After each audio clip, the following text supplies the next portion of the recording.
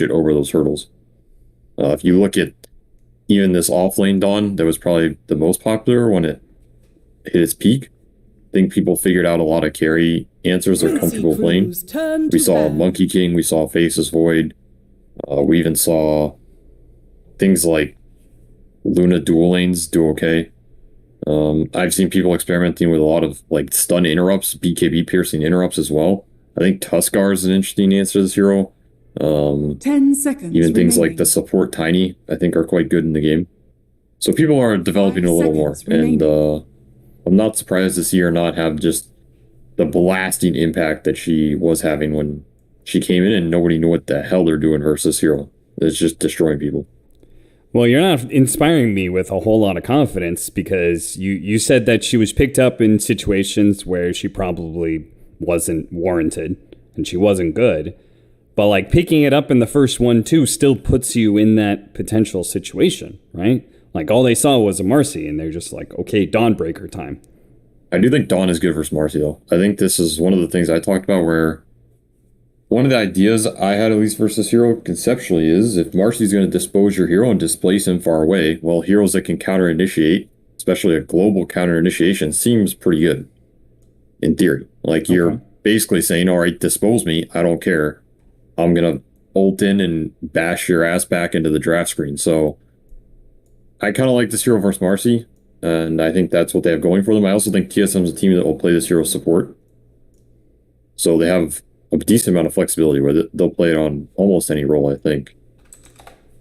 And so I still think the hero's good. I think it's a well-rounded hero. The laning's solid. She scales like a monster. Her spells are decent. You just don't want to play into too many like mobility heroes or interrupts, and then you're gonna have a decent game. All right, well, I have now sufficiently stalled us in the draft that we got to catch back up. So it was Dawnbreaker with the puck against Marcy. Templar Assassin remaining. Being the counterpick to that. Is that one of those carries you feel good against Dawnbreaker with? Winter. I think so. The refraction is generally pretty strong against this hero. The Roche acceleration, I don't see Dawnbreaker stopping TA from playing a TA game. That's how I see it, and so therefore you shouldn't really mind it. 10 seconds. So it's just a question of, if you want to play the TA game, you're probably going to be fine with it. And it's pretty decent versus Puck and Dawn. They can also throw up mid versus Puck, which could be interesting. Like, Quinn is a very accomplished Templar Assassin player, despite not liking to play Quincy it. Crew. So they have that going for them. The Timbersaw. Yeah, that's a very interesting pick. Why do you call it interesting? It just looks... it looks unconventional for Quincy to just jam the Timber here. I did see their cores all playing it. Quinn was playing it, which historically he's never played this hero. So if he's playing it, it tells me they had some team discussion at some point that said this hero is kind of strong, we should practice it. My concern though with this is, where's the lockdown coming from? And it's all on Marcy, and Marcy lockdown can be awkward, It's not the point click stun. She kind of needs an Aether or Blink to be reliable in the fights or initiation wise outside of the lanes. And these are heroes that all really like some lockdown, especially if they go Phoenix on top of it. A lot of damage coming out. Yeah. Like, this is insane damage output. They just need some control. But the Timber is nice. Timber Phoenix is pretty nice versus Wyvern. His Embrace feels pretty lackluster now. And there's not a huge amount to ulti. Like, what are you ulting in this game that's doing anything? Not much. All right, time to get some Timbersaw answers in here. If this Dawnbreaker is going to be another support, Quincy, we've got some cores open. Or Ursa. Yeah, I feel like Ursa's pretty appropriate as well. I think those were the two obvious ones. The Ursa is going to be way better versus the Phoenix type lineup than Monkey. Yep. And I think both can be okay versus TA. I like Monkey more versus TA because I think Wukong just shatters her in the late game. 10 seconds but I think both remaining. are fine options here, and they kind of wanted an egg killer. Ursa gives you that pretty reliable remaining. egg killing. Undying's So it's a nice pick. It's going to put a lot of game pressure on this Quincy lineup. It's also puts them in a position where you have this interesting dynamic of Ursa versus TA where both heroes want to get these early Roshans. I think Ursa gets it faster than TA. He's probably the fastest in the game. Mm-hmm. So it could be a way where TSM's saying, 10 seconds like, remaining. screw your Aegis, we're going to take it first.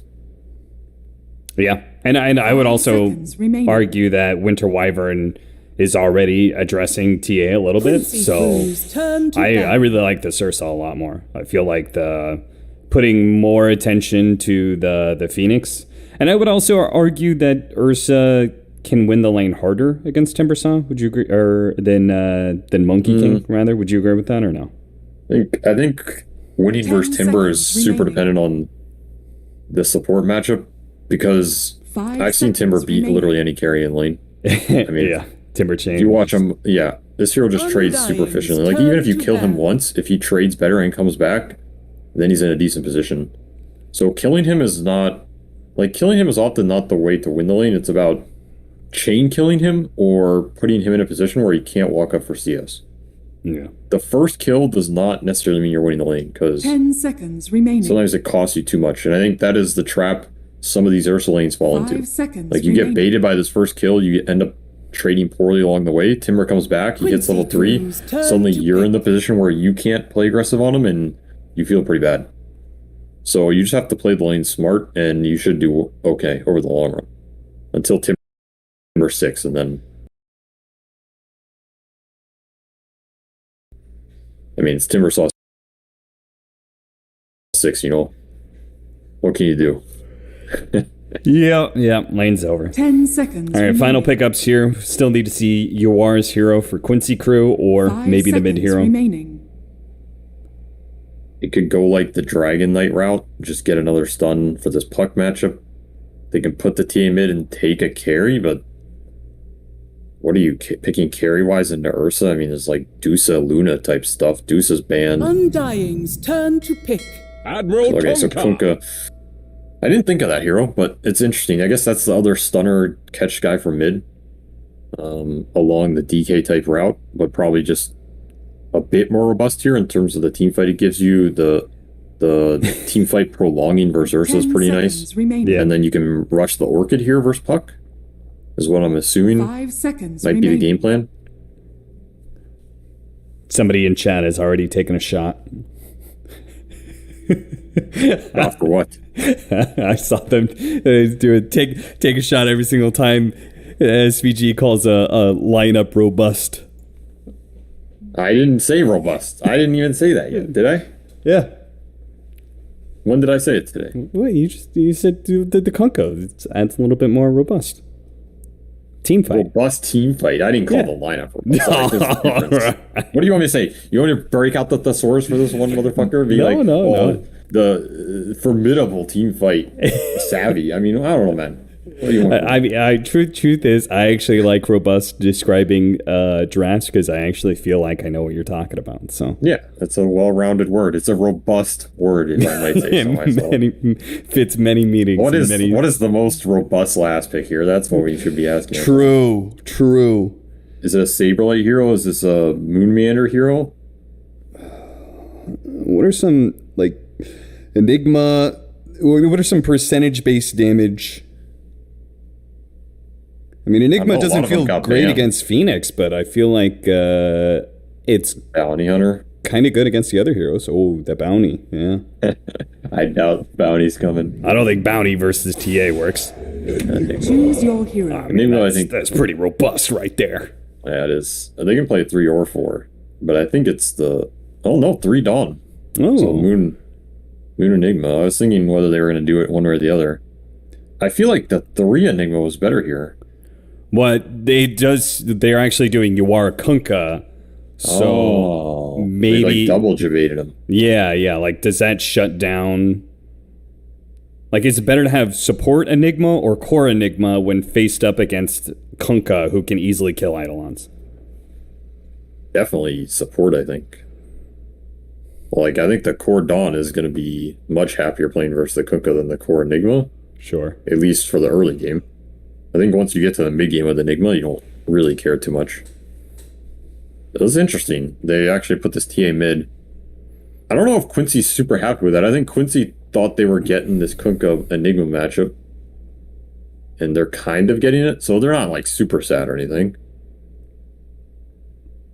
Interesting. See how it pans out. I want to see how this offlane works for TSM, because I think this offlane, it's pretty important for them. Like, if this Kunkka just gets to free farm and he's massive, he can help this TA fight in the mid game, and it might be tough for them, especially if this Enigma's behind, because their support duo becomes pretty clunky if this Enigma falls behind. Yeah.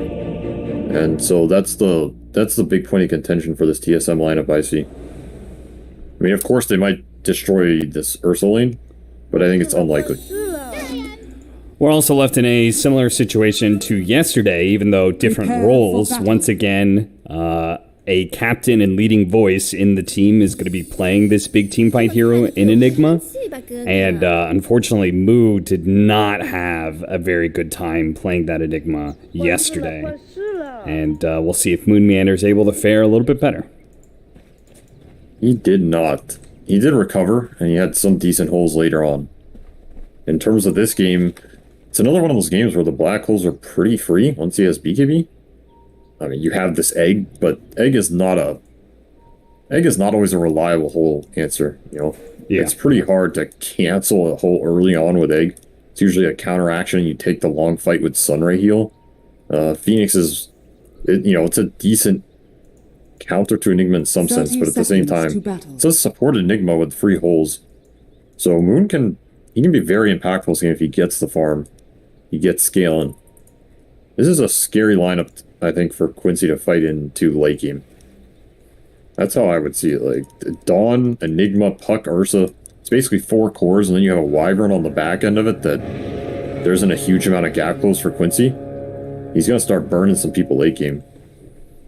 Sounds to me like those early side lanes are going to be important. It's all going to start off with trying to go for bounty runes. TSM. It is going to be a 2-2 split, and no major damage done on either side. But it does sound like the side lanes for Quincy Crew anyway. If they're afraid of going late game against this lineup, they kind of want to do well in these side lanes. And if they do well enough in the side lanes, they could secure Roshan for their TA.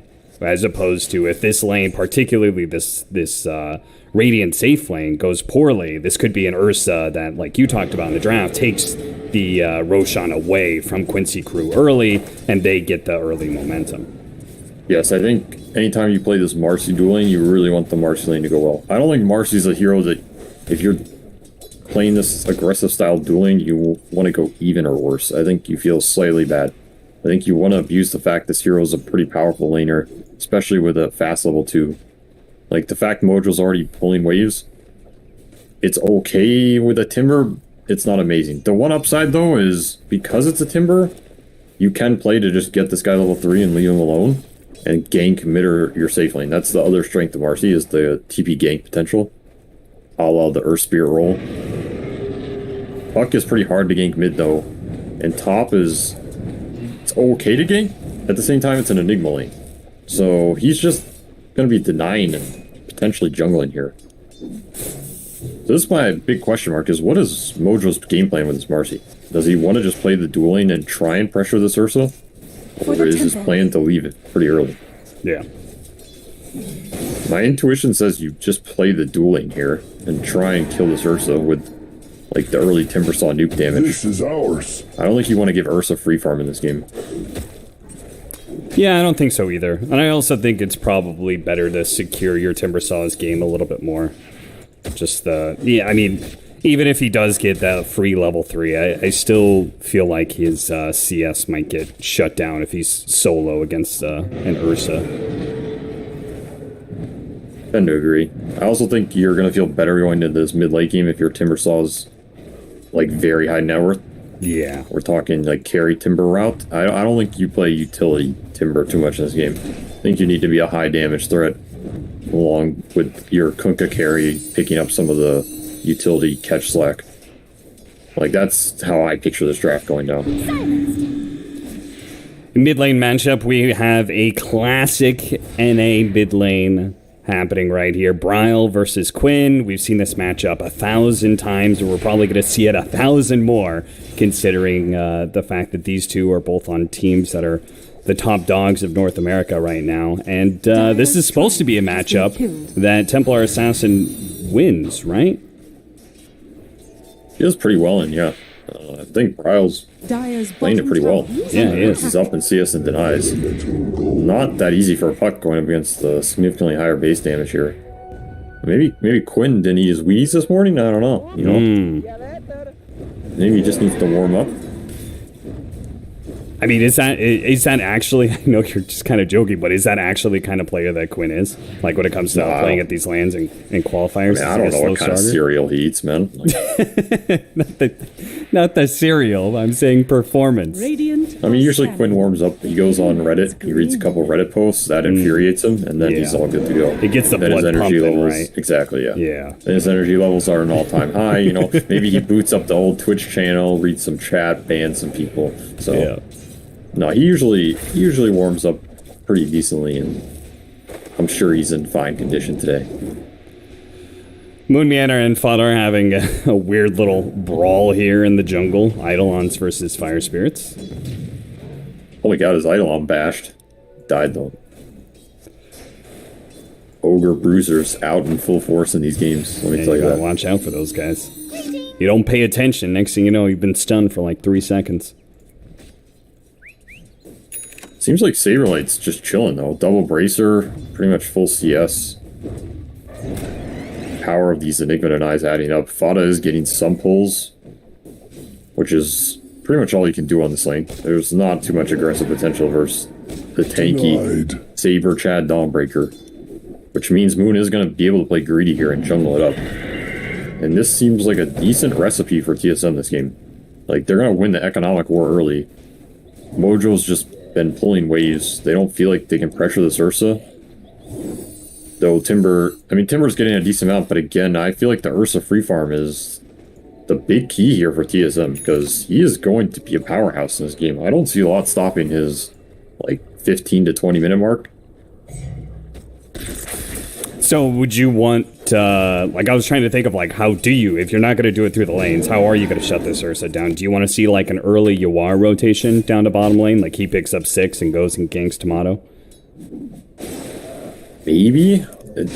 He is pretty high level. It Mid could lane. be something interesting. Quinn, he's going to be caught in the coil with a double support rotation, so they're going to quickly burn through that refraction. He's given the extra movement speed with the Fairy Fire as well. Quinn is back to safety behind his tier 1 tower. Bryle was going to be spared some damage there thanks to Dubu's Cold Embrace, but I do have to wonder if he had gotten a second level in one of these abilities, if they'd gotten the kill on Quinn. Hench, I don't know. He was pretty healthy. I think that's just a hard go attempt. Quinn on his hill.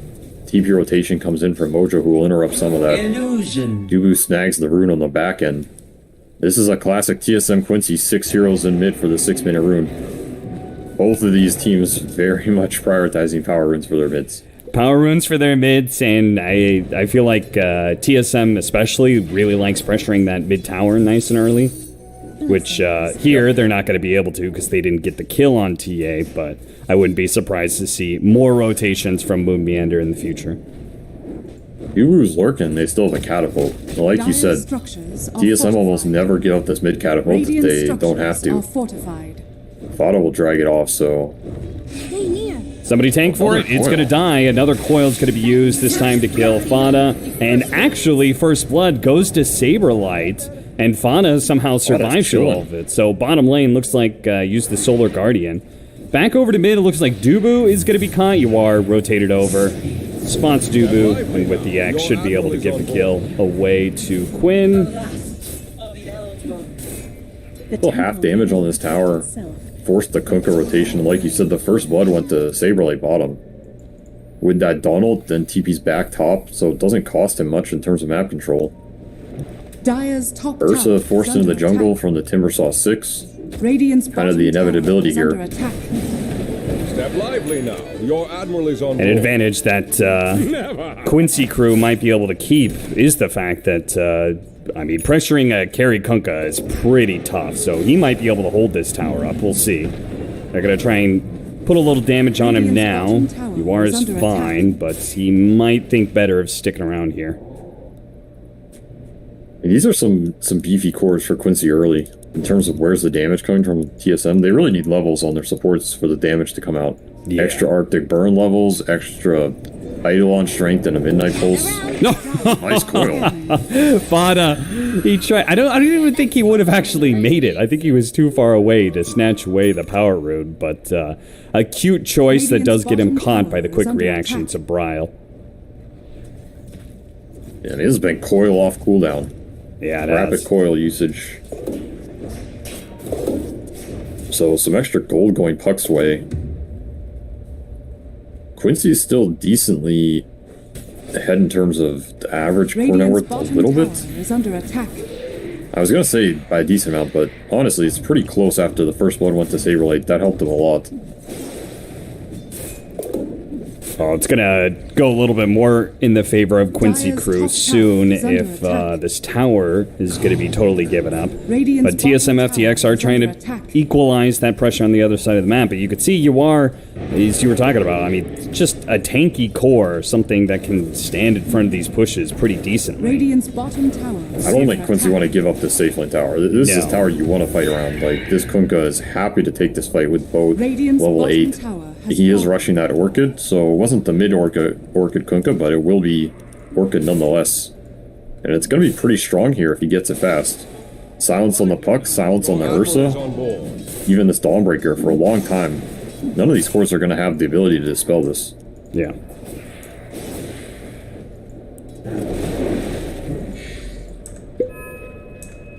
Moonmeander is still only level 4. He has not gotten a huge amount out of this game. I feel like he had some decent space too, so maybe just getting slowed down by getting dragged into some of those mid-fights and this Kunkka sitting top. It's not really a lane he can go to Dire's in top free tower farm. is under attack. He just gets one shot by Tidebringer. There was that awkward rotation into the enemy jungle where Fada spotted him and killed all his Eidolons. I imagine that slowed things down quite a bit as Dire's well. top But tower has in the end, Quincy Crew do give up that top tower. Maybe it was the presence of Tomato that made them think better of trying to fight for that real estate any longer. But on the way out, Yoar is going to try and clear through some of these camps, and Brile is going to spot him and maybe at least take some of that money away from Yoar. Back to Pause Town or what, man? I'm getting flashbacks. Another fire alarm? No fire alarms here. No fire alarms. We're good. We're ready to go. If not, you know, we get another 30-minute pause. We can talk about some of the other regions. What's going on there? Step lively now. Other Your regions. admiral Nobody is on cares about board. other regions. Yeah, that's true. That's They true. care about the best region, Europe, and the second best region, China, and then NA. And then, wait, The actual NA's the first region. third best region? I don't No, they're know. the actual best. They're just masquerading. Oh, okay. And where was Southeast Asia in that list? Also first. Every region is the best in the world. So I don't get hate mail. The mysteries remain. Everybody's a star. That's right. Well, it's been kind of a slow game so far. With Quincy Crew not fighting for that safe lane tower, I thought that's where we were going to get our first big team fights happening, but both teams just kind of chilling, it seems like, okay with the control that they have in the game and the farm that they're getting. I mean, TSM, they have an Enigma on their side, so I think that naturally feels good. Leslau, meanwhile, is almost level 10, is now level 10 on Timbersaw, has a Kaya complete, is going to be going for the Kaya Sanj, and that is kind of more of a carry-style Timbersaw build, right? Yes. Which I agree with. And He's on board. TSM making the first big move here. 3-man smoke, double core, diffusal up on Tomato. No witchblade for the puck yet. He opted for treads. Kind of interesting. Pretty unconventional these days. I think it's just lowered power spike damage output. But it will help him kill through the egg and refraction a little bit more, I guess. Leslau had a pretty good read, it seems like, of that gank coming his way, and he backed out. They got a successful Radiant's middle scan tower is under on the smoke gank, and he immediately dropped a voice line just to let him know that he knows that that gank was coming his way. They are going to be able to... Pretty far. Ooh! He's outside of the Saberlight ultimate here, so he will not immediately get stunned. Now with the extra movement speed, he's going to be able to jump away. What a dispose. Tosses back into Bryle. They do have the Winner's Curse laid down. That's going to be able to catch Quinn. Supernova explodes, though, and keeps the rest of TSM FTX taking advantage of that curse. And it looks like Moon Meander is going to be run down as a third hero hits the deck. Quincy Crew, clean up that fight, handle it. Your admiral is on board. Quinn Jabate, he gets out of that Dawn ulti, and I think the second he's out of that, that is not a fight anymore. You were chasing into boat, egg, traps, another set of potential refraction. Both the Quincy other cores and Kunkka and Timber come in on the backside. Happy to clean that up. Again, TSM have to think about where's the early damage coming from in their heroes. This is a max Splinter Blast Wyvern, not a max Arctic Burn. So if he doesn't have targets to blast off of, Quinn gets himself caught again, and this time he is dead. This time there is no bailout. Alright, well, he thought he was in the same position, but that's a vastly different scenario. And now all of a sudden, boat down, egg down, TA down, Roshan down for TSM. Yeah, but can they fight against the Timber Saw? That's going to be pretty dangerous. A really nice set of spells opening off. Saberlight. Coil out on the Kunkka, but looking to be able to chase down MSS at the same time. You are. He's getting torn apart by the Ursa, but it looks like with the extra movement speed, no, the Hammer's going to be able to chase him down. Mojo is now going to be slowed down as well. Chased down by TSM FTX. Well played by TSM. Kind of like forcing that Roshan and then being ready for the team fight. I mean, they knew they had a numbers advantage. No reason not to take a fight at that point. Right, they have Wyvern Curse back up. Again, no egg, no boat for that fight. DD for Bryle now. TSM abusing some of the cooldowns here. Some of the greed from this Quincy heavy farm lineup. Now they have Witchblade online. Now they have some of that damage coming out. Yeah. Level 7 Wyvern, level 7 Enigma. He's almost up the Vessel, like 600 away.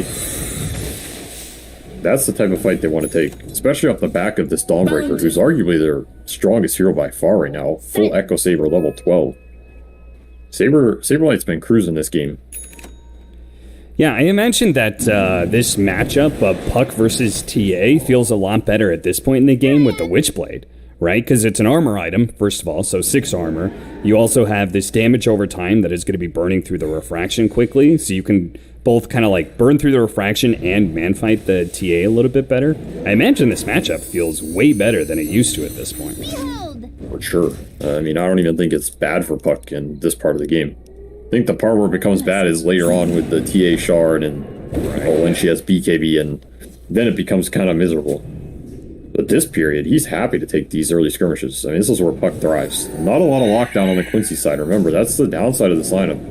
It's all in this Kunkka Orchid and a Dispose. That's pretty much it.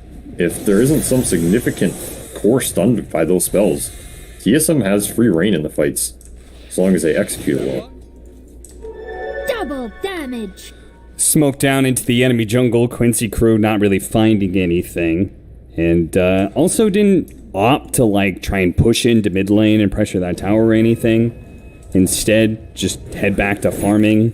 And TSM FTX, well, now they're going to be the ones going for the smoke with a double damage on Bryle. Don't know if they want to go for a TA underneath the tower, but they will try and find somebody. Take him on the rune, though. Oh, yeah. Get him away from that tower area. He is not. Leslau, he's going to be the one standing in front, and TSM FTX clearly do not want to try and go for that. But they can try and go for the objective. Roshan, Quincy Crew is going to be forced into a fight. Alright, this is one they can take to have all their ults up.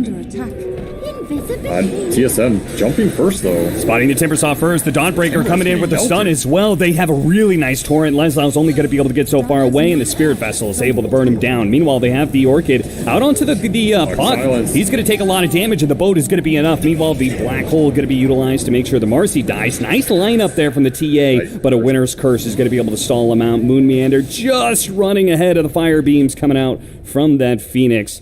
Will be able to get back to safety and survive, but Roshan is not low enough for Quincy Crew to take, despite what I would say is a one-team fight for them. I mean, they traded a core and a support for 2 cores. I think Quincy's happy about that, though. They get this huge Puck kill with the Orchid. Anytime you can get that, slow down his item progression, accelerate the Kunkkas. and all their 2 damage cores in terms of TA and Kunkka living between the 1-2. They're going to be happy with that. The Timber Death, it's unfortunate, but you'll live with stalling up this Ursa Roche. Again, Quincy, their Roshan is, on average, probably going to be later than this Ursa. So anytime Ursa tries to do this and fails, he feels pretty bad about it. He's just getting delayed into a stronger TA timing that's coming out. Now, this is a Blink Dragonlance TA on her way to Deso. She's going to hit pretty hard here. And remember, she has the Egg and Boat Run behind her. Yeah. Y'all Orchid Boat coming in. Dubu is going to take a decent amount of damage, not enough to kill him. But he may end up walking into the trap. No, he's good. Oh.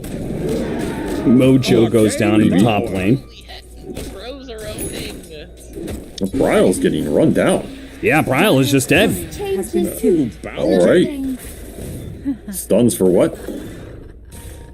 Sometimes damage is enough to get the job done. I guess so. How did he just die to that? Dubu kiting around Fada, but Fada had the dive still. And Quinn just jumps in from behind with the Blink Dagger, quickly finishes off Dubu. And now they're leading into a situation where they can hit this mid-tower. They get that bounty. You've got a Deso. And once you have the Deso, then Roshan is a possibility for Quincy Crew. These 2 puck deaths are extremely pivotal in this game. On top of, I feel like these Dawn ults have been hit or miss. And every time one of these misses, again, he's their strongest hero. So if he's swinging and missing, some of these are adding up for TSM. And it's resulting in a 4 or 5k gold lead for Quincy, who is cruising to their next round of items here. BKB is almost out for Yawar. The Yule's almost out for Lazao. And Deso almost out for this TA. These are going to be some hard items to deal with. TSM does not have a lot of damage through the Kunkka BKB. Outside of Black Hole and you smack him with Ursa forever. We might be looking at a situation where Quincy's in it can almost smoke to try and take the fight into Roche instead of the other way around. Yeah. This Ursa does not want to lose to Aegis in this game, I'll tell you that much. He might be okay with it being still there, but he does not want it to go this TA's way. You know, it feels like we could be kind of in the last hurrah of TSM's early game. And if they fail the next team fight, then they are in a very rapid decline. And I think they only really bounce back once the Enigma becomes a bigger factor. They do have some split push to stall the game if they end up in a scenario like that. Yeah. You have this like Dawnbreaker Puck, especially Puck, can just be super annoying on the map. Wyvern can, he can start ratting up some waves. They agree though, this is Roshan attempt number 3, and once again Quincy ready to contest, running the Timber in.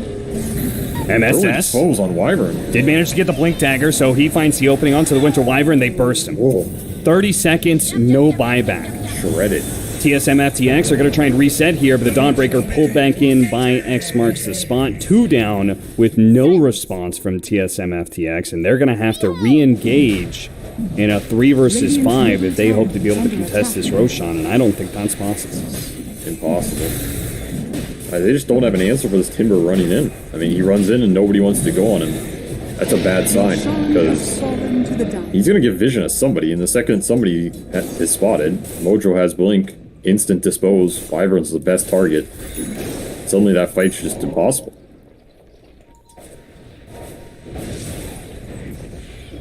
Well, now with that Aegis, Quincy Crew. I mean, I thought they were going to go for the mid tower, perhaps.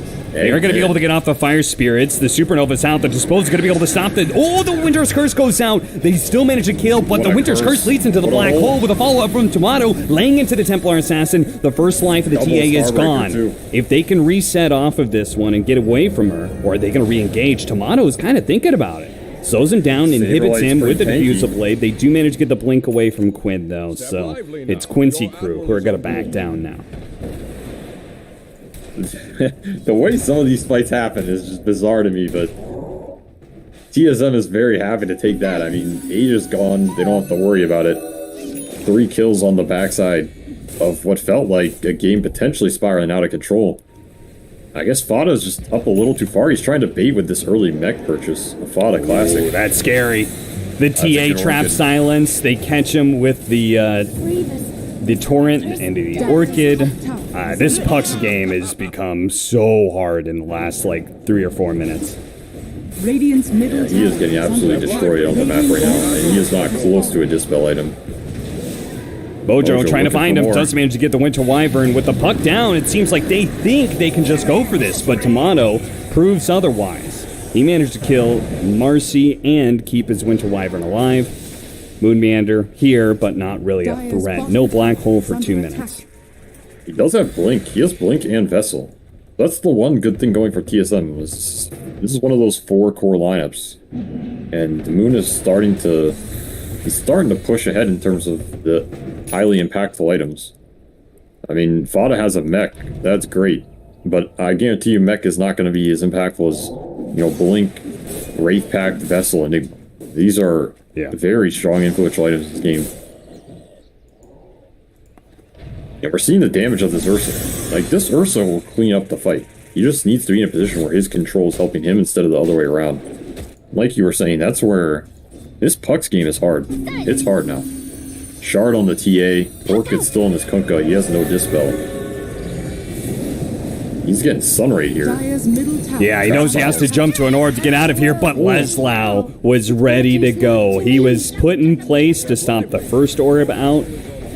Bryle opted not to take it. The second one finally forced to, and he dies for it. Double damage on Quinn lets them take a mid-tier 2. Now they're going to try and chase. Catch some heroes. Mojo has the Blink Dagger. They're going to be able to send Saberlight back into the hands of Quinn. Saberlight using the ultimate to get out of there. Back to the base he goes. Defensive ult's not what you ideally want to see. That double damage gave him no choice. And again, I think TSM's in a little bit of dodge mode. This Puck needs some answer to the silences. I don't know if he's going to get it, though. Quincy is taking over this map pretty fast here, and they're building a sizable lead.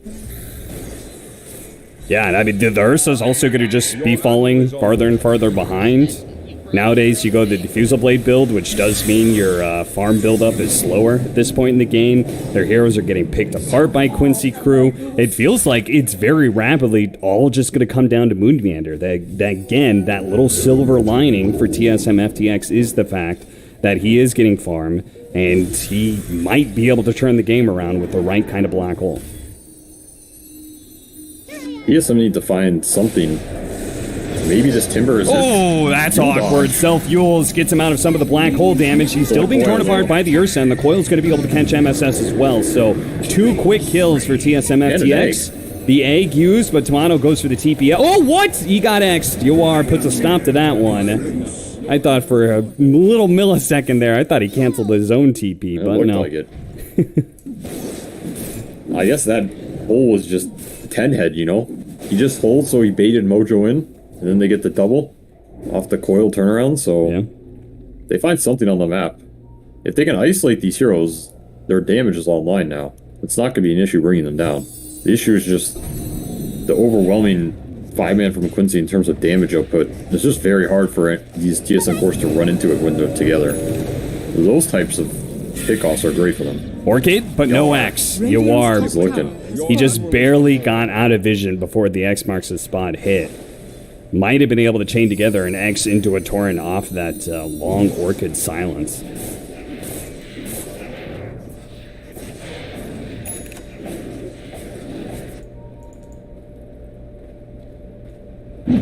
Evans Halberd for Saberlight, trying to find a way to deal with Quinn, who is laying the beat down. He's at 17,000 net worth. That gap between him and the Ursa continues to extend. As you can see, him kind of setting up a trap right now, seeing if anybody's going to walk into the double milled hit. Especially with this TA trap, the silence. Bryle hits him with one.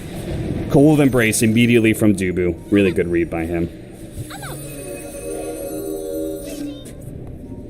Still, there's just nowhere for him to go on this map. Yeah. He is being heavily restricted here. The space that TSM's occupying, if you look at this minimap, it's about 1/4 of the entire map right now. Quincy has double jungle and full triangle control. You're going to get out-farmed in this position, so Moon's definitely feeling it. He wants to make a move. He has no hole for 70. The BKB is up on Ursa. probably their best tool to come back in this game in terms of letting him commit in the fight, ignore some of this heavy spell damage for the early portion, and set up the fight for Black Hole or Curse. It's gonna be their best bet. And speaking of that, it does feel like the TSM FTX, because the early game didn't go well enough, they're very all in on those two spells. I think I would have wanted to see Moonmanor go for the BKB route. I know Wraith Pact is all the hit right now, but I kind of feel like you just need to all in on the getting the best Black Hole you can. The catch-22, if you all in and Quincy can just find you on a trap and kill you first, I mean, that fight ends. Yeah. The Wraith Pact is more reliable impact in a sense. Like, he can always drop it, rush it in. It's going to be annoying for the Quincy lineup if you look at, I mean, their heroes are just all damage, right? We talked about it in the draft. Phoenix, TA, Timber, this Kunkka. It's not a lot of, like, long teamfight utility. It's all just, we're going to ram our damage into your face, and you can't handle it. So, I can understand Wraith Pact being super high value in this situation. It's a hard choice. Quinn catching out the Saberlight, had the TA traps already set up preemptively. Saberlight has the BKB, so no problems here. This team's smoking up here, though. I don't know if Quincy's going to expect this. Yeah. Back in. Absolutely. They could still have a full 5-on-5. They will not have the BKB. Well, it's a 4-on-5. They know the Timber Saw's in here. They see, on top of their ward, get the instant pick off on Mojo. So they don't actually look for more. I'm a little bit surprised, but they still continue to play very conservatively around their own vision. That was a nice play. I think that was probably worst case scenario in terms of they got Mojo and Mojo only. I think Quincy could have lost a lot more on that play. Yeah. Because that's a hard play to read. Like, this Dawn BKB TP's out. Your mindset is, oh, they've abandoned the area, but TSM was like pre-smoking up there with a high ground ward. I think Quincy maybe a little lucky to get out of there with only losing Mojo. You're going to be happy with that in hindsight. Yeah, certainly. I mean, getting a core pick-off would have very rapidly led to TSM FTX probably taking some map control back, which they've been sorely missing. I mean, it's just these traps. You're talking map control versus TA. Nice read by Leslau. Jumps forward, gets the Yules cancel onto Dubu. Meanwhile, Dawnbreaker is going to go for the ultimate. Looks like a missed Black Hole from Moon, and the boat is going to be able to finish him off. And now Dawnbreaker has jumped into the wrong team fight. Saberlight, he's going to be popping his BKB. Can he get out? Quinn is going to deliver some physical damage, but it's not quite enough. Illusion. Absolute disaster on the map. Just this Timber finding the two heroes bottom. Maybe causing some commotion. Moon looks for this hole on the Kunkka mid. It missed, and then Donald missed. Just absolute pandemonium. The Roche will spawn. Easy cleanup for Quinn. Now Quincy is in a very dominating position in this game. Again, the Aegis is very powerful in terms of dealing with TSM's big ultimates. Even this Ursa committal. This is the period where Quincy can think about closing the map out, going high ground with this Aegis. Like, your TA is... Your Admiral is on board. She's hitting her peak, almost level 25 as well. UR got a nice little bonus out of that. Of course, the shard was already bought by the TA, so now UR gets the shard, and he gets the tidal wave, so not only a disarm against the Ursa, help with kiting him around, but also could keep TSM FTX heroes around the Supernova area, which is very key to these team fights. Step lively now. Your Question is, can he use it? Well, like, physically click the button? Is Yawar a practiced tidal wave user? That is a good question. I feel like most carry Kunkkas don't bother with that at all. On the side, Leslau, BKB activated, and also, he almost has a Shiva's. Wanted to update on that item pickup. He is farmed as hell. Leslau? Nice curse, 3. Yeah, really good one. They are going to be able to... yeah, there's just no damage, unfortunately, from those two supports. UR takes a little bit. They're going to pop the Supernova. They're going to go for it. Looks like they might be able to kill the egg, and they do manage to do so in time. Tomato with the BKB TP out immediately. He died to Sideblade? Maybe just shocker him, but Lois is going to clean this one up. Yeah, he is. He cleans it up. Fortunately, our Ursa Radiant's just top really tower can't is commit under attack. past, getting that fast kill into the supernova and then BKB TPing out. The fight was already Radiant's top disastrous. tower has fallen. Especially into this Aegis. Even if you get the kills, the Yeah. Kunkka's still full, the TA has another life. Radiant's top tower Damn, that's is where you under wish you had that black hole off the 3-man curse. Oh, yeah. You would have been lapping that one up. Admiral is on board. Radiant's Instead, you're looking at structures are fortified. probably a Raxine here. Radiant's top tower is under attack. Yeah, you can Dire's see structures Quincy Crew are fortified. feeling very confident about their Radiant's place in the top barracks are game, under attack. fishing for extra kills while they're going for this set of Radiant's racks. top barracks There is have the bottom tier 2 that is already dead. Also, the creep wave pushed in mid, so they can quickly deal with the mid tier 2 and open up the other lane of racks. I mean, why not? They Radiant's middle tower should feel has insanely fallen. confident with this Aegis, the AC, and Shiva's done. I mean, the survivability went through the roof. We're talking about what's actually going to kill these big chonkers in terms of Kunkka Timber. It's pretty much Ursa and Dawn getting in there. Invisibility. Again, it all banks on, it just shifts more of the weight towards this Enigma getting huge spells off. Which, since he didn't go BKB, is just not a guarantee. It's hard. Yeah, how does... Ursa already has a problem with TA because the refraction is kind of matches and outdoes your overpower swipes that you get. But now he's got level 25 on the TA. So now you're up to 13 instances of damage. Tomato just cannot get through that refraction by himself. Somebody else is going to have There's to no do the way. work for him. Nice timing there. Leslau always has that BKB, though, ready to go, and that's why he's playing so aggressively. Saberlight is going to be perhaps pulled back in. He does have his own BKB. Looks like the Shard was able to defend him against the X.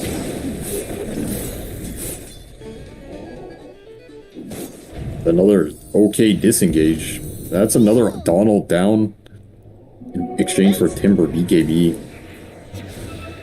Again, Quincy is just pulling vastly ahead in terms of net worth to the entire map. Basher up on this Kunkka now. Vado's been pulling in some crazy net worth, almost up to an Ags.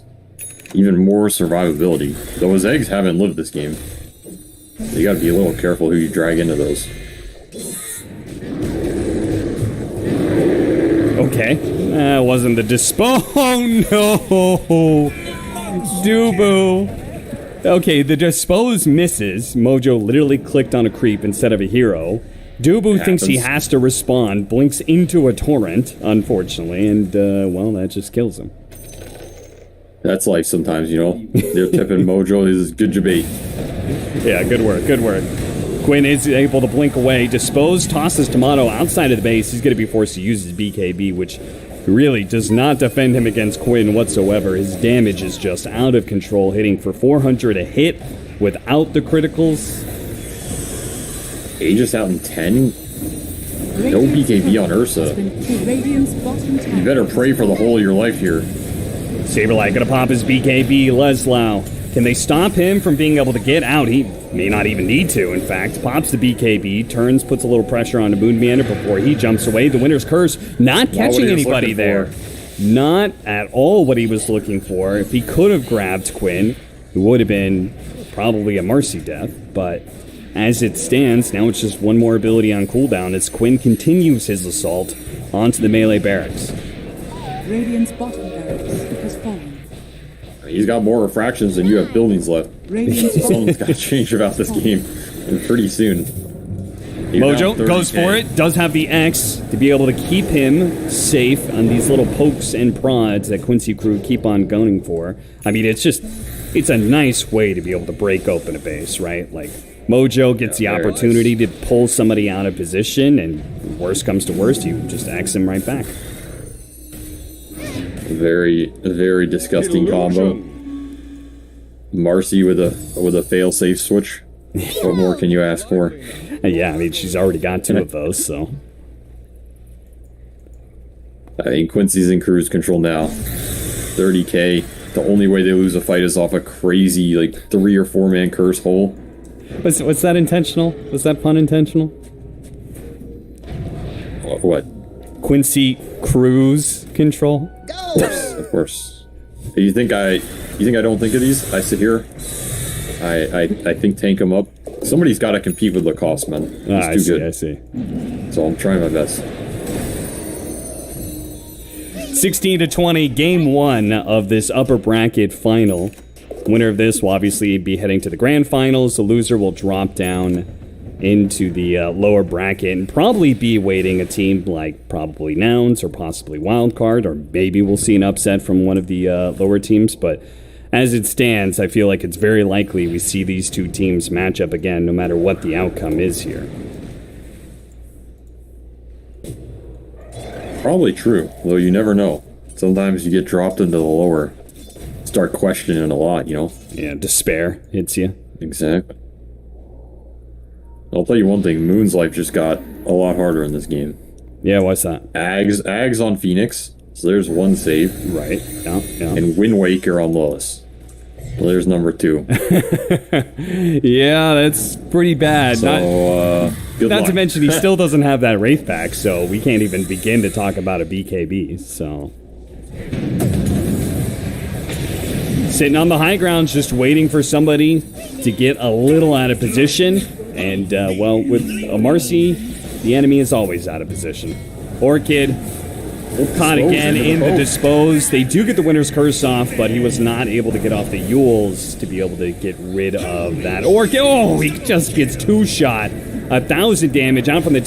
They are going to be able to chain stun him pretty nicely here. He gets low. Oh no, the Supernova save with the Yules onto Tomato. They can't commit to be able to kill the egg. They've just got to be able to get out, but they're going to make sure Saberlight is staying right where he is. The X marks the spot, holding him in place. Mojo looking for more. He's going to be able to grab Tomato here. Tomato turns around, kills Mojo, but with the Enrage and BKB soon to be on cooldown, there's not much left for him. He tries to fight through Leslau. Doesn't even have a prayer of being able to cut through all that armor.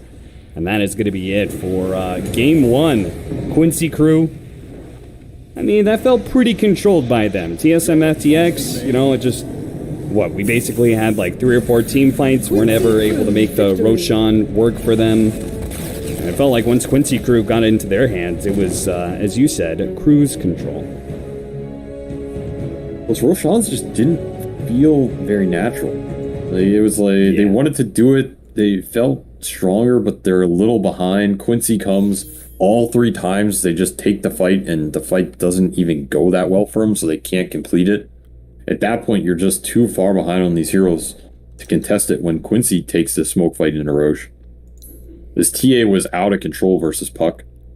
I think some of those early fights also have to go TSM's way so the Puck is in a position to combat this TA, because otherwise, I mean, those 2 to 3 deaths just destroyed his momentum. He is just getting destroyed by traps. The Orchid Kunkka, he cannot get to a Dispel within any reasonable amount of time. Just a very awkward first 15 minutes from TSM. The execution was just not there, I think, and it cost them a lot because their lineups, it's very much based around this, 10 to 15 minute acceleration period for Ursa and Puck. Quincy just out-executed him. Their lineup was more robust. No, it was not. They just played better, and that's the end. That's the name of the game at the end of the day. So, interesting lineup for them. Kind of cool to see. Some very high damage coming out. They used it well. I think Lelis joined all the right fights, built the right items. UR had a great game with this early Orchid, put it to great use. Quinn played a nice little Templar Assassin. Mojo died for the cause. What more can you ask for? Yeah, Mojo has certainly taken on a much more sacrificial role than I think we've ever seen him have before. Seems to be... That's for sure. Let me tell you that much. I'm not salty at all. Yeah, Fada comes along and all of a sudden Mojo is down to just be the 5 position. It's pretty crazy stuff. Goes 1-10-11 and gets the W. So good on him. A little bit of maturity, a little bit of growth, character growth. You love to see it. It is going to be Quincy Crew as a result taking that game 1, but it is a full best of 3. So we're going to take a break, come back with game number 2.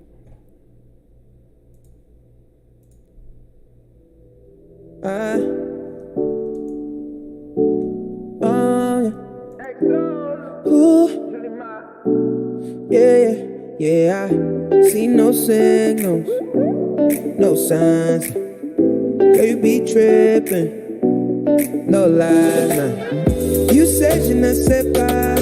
I flew another way for this. I'm not here to waste your time. I just can't give you vibes, you changed a bit. Though you mad teasing. I don't mind leaving, just let me know. She told me take it easy. Hey, yeah. I just came here to make y'all feel good. You know what the message is. Suddenly you're with me now. You know what the message is. I be running wild for you, babe. You know what the message is. I don't have no patience. Ain't no conversation.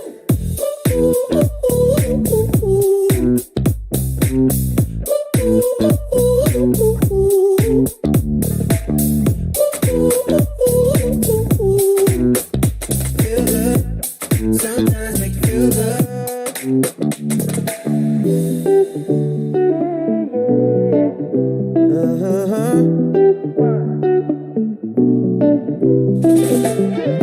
You're my mission, my grand prize.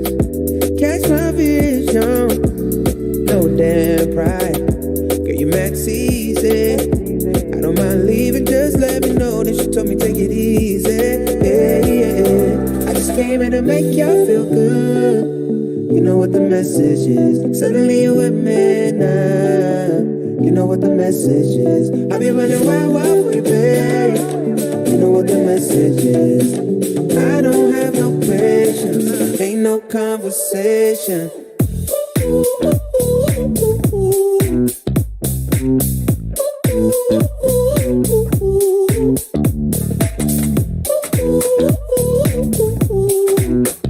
Feel good. Sometimes make you feel good. I just wanna talk, but you don't wanna listen. Tryna go far, but you got mixed feelings. So I'm finished. I'm on my way. Then you tell me you need it. Back in my space. Hey, yeah. How could I lie? Just to be cold. Wanna be honest. You should know. I just came here to make y'all feel good. You know what the message is. Suddenly you're with me now. You know what the message is. I be running wild for you, babe. You know what the message is. I don't have no patience. Ain't no conversation.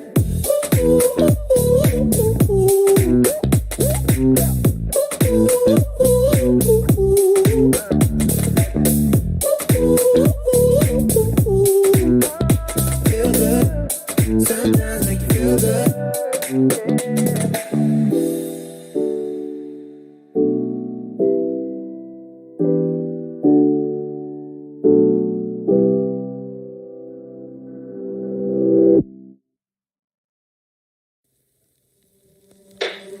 Out of the shadows, I've come to make a name. Ready for battle, cause I got a thing to claim. Think that I'll crumble, I'll show you your mistake. Where you see me coming, better run for cover. Cause I'm not slowing down, I'm never going under. I survived the pain, I know it made me stronger. So meet the monster, I came to conquer.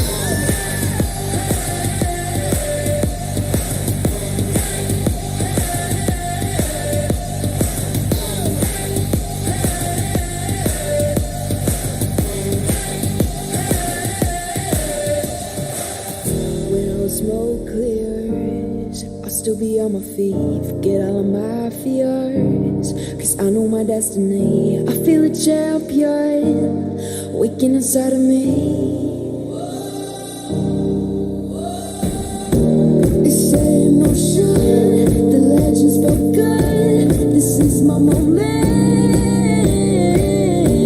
Can't break my focus, know where I'm going. This is my moment. Where you see me coming, better run for cover. Cause I'm not slowing down, I'm never going under. I survived the pain, I know it made me stronger. So meet the monster, I came to conquer.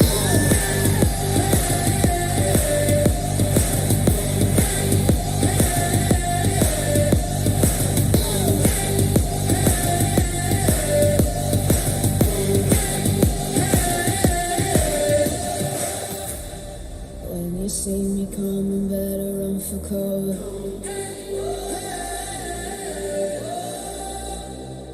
I survived the pain, I know it made me stronger.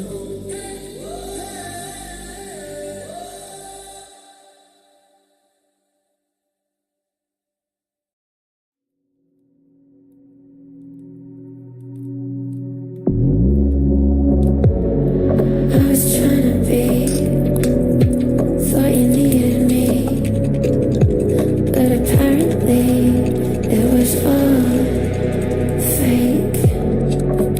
False intention, preconception, you built me up, only to watch me break.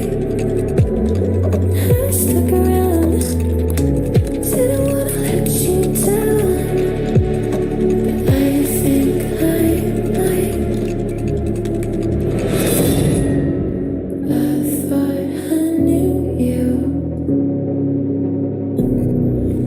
I thought I did. You see what we want to. Was it all in my head? Now I'm replaying things, moments and memories. Maybe they weren't coincidence. Now I'm replaying things, my lies and remedies. The first time it's making sense. Thought I knew you. Turns out I never did.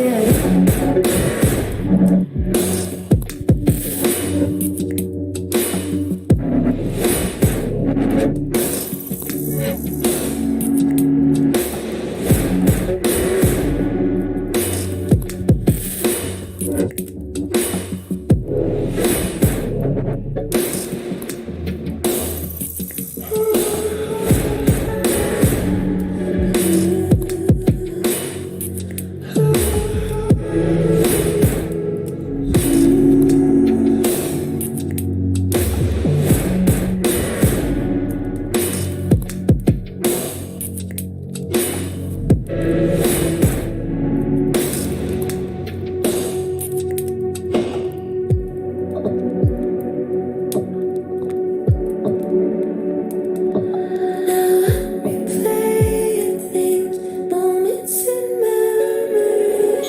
Maybe we're coincidence. Now I'm replaying things, moments and memories. First time it's making sense.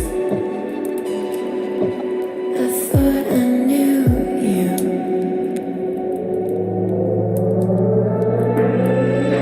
Turns out I never did.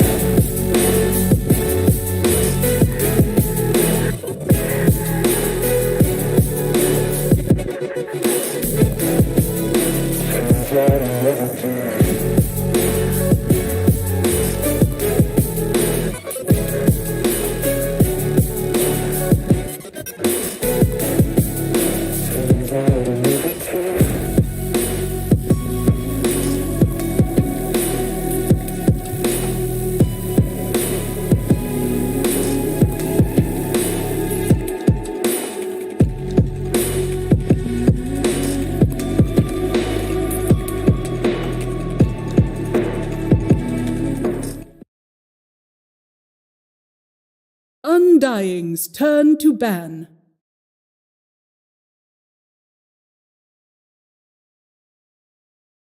And welcome back, everybody. I forgot to unmute my microphone. Doing a great intro already for Game 2 of Quincy Crew versus TSM FTX.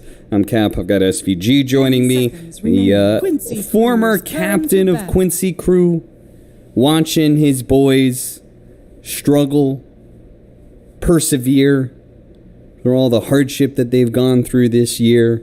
trying to get themselves into a position that they are good enough to be able to not just qualify for ESL 1 Ginting that is going to be coming up, but also to be able to do well enough at the major that they don't have to worry about TI qualifiers in the future. And what would you give them out of a 10? Or actually, give me out of 100%. Where would you say this Quincy Crew is right now after game 1?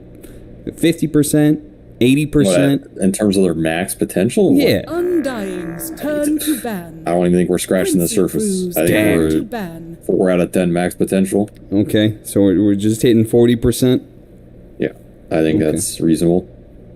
I'm not saying they're going to get to 100% max potential, but I think they got a lot of stuff that can be even better, and they're pretty good already, you know what I'm saying? So 10 seconds remaining. Which, I mean, they're beating TSM FTX at 40%. Does that say good things about Quincy Crew or bad things about TSM FTX? Or TSM FTX even lower than 40% at their power? Because obviously they reached some sort of peak. They were at the grand finals of the recent major, but they've seemed to have taken a tumble ever since. Yeah, I don't think TSM is playing near their max potential right now either. So I think, that's a lot of the NA region to me. I think there's a lot of potential. It's just a matter of who's going to reach out and seize it. Who's going to realize that potential? That seizes potential. The God of Thunder. Well, potential energy in that little man right there, that's for certain. And a physics pun, I like. Quincy Crew's Thank you. I'm glad you like that one. Quincy Crew is going to respond with the Marcy and the Viper. Hey, I got it. I was going to say, I wasn't sure if it was going to be Razor or Viper, because I feel like that's just the go-to. It's one of those ranged offlaners, unless Puck is available, in which case maybe a Marcy Puck. Well, have fun, Tomato. This is a very fun lane. Yeah. Everyone who's ever played against it, they know the experience. You what have are to the execute best, very well. If you could just pick a carry right now and then protect it, what would you... Because you already know your offlane, so presumably you can kind of... it's not the worst idea to pick your carry here, right? What would be the best options against this kind of offlane? I don't even know, man. It's... Like Dusa? Can Dusa deal with it?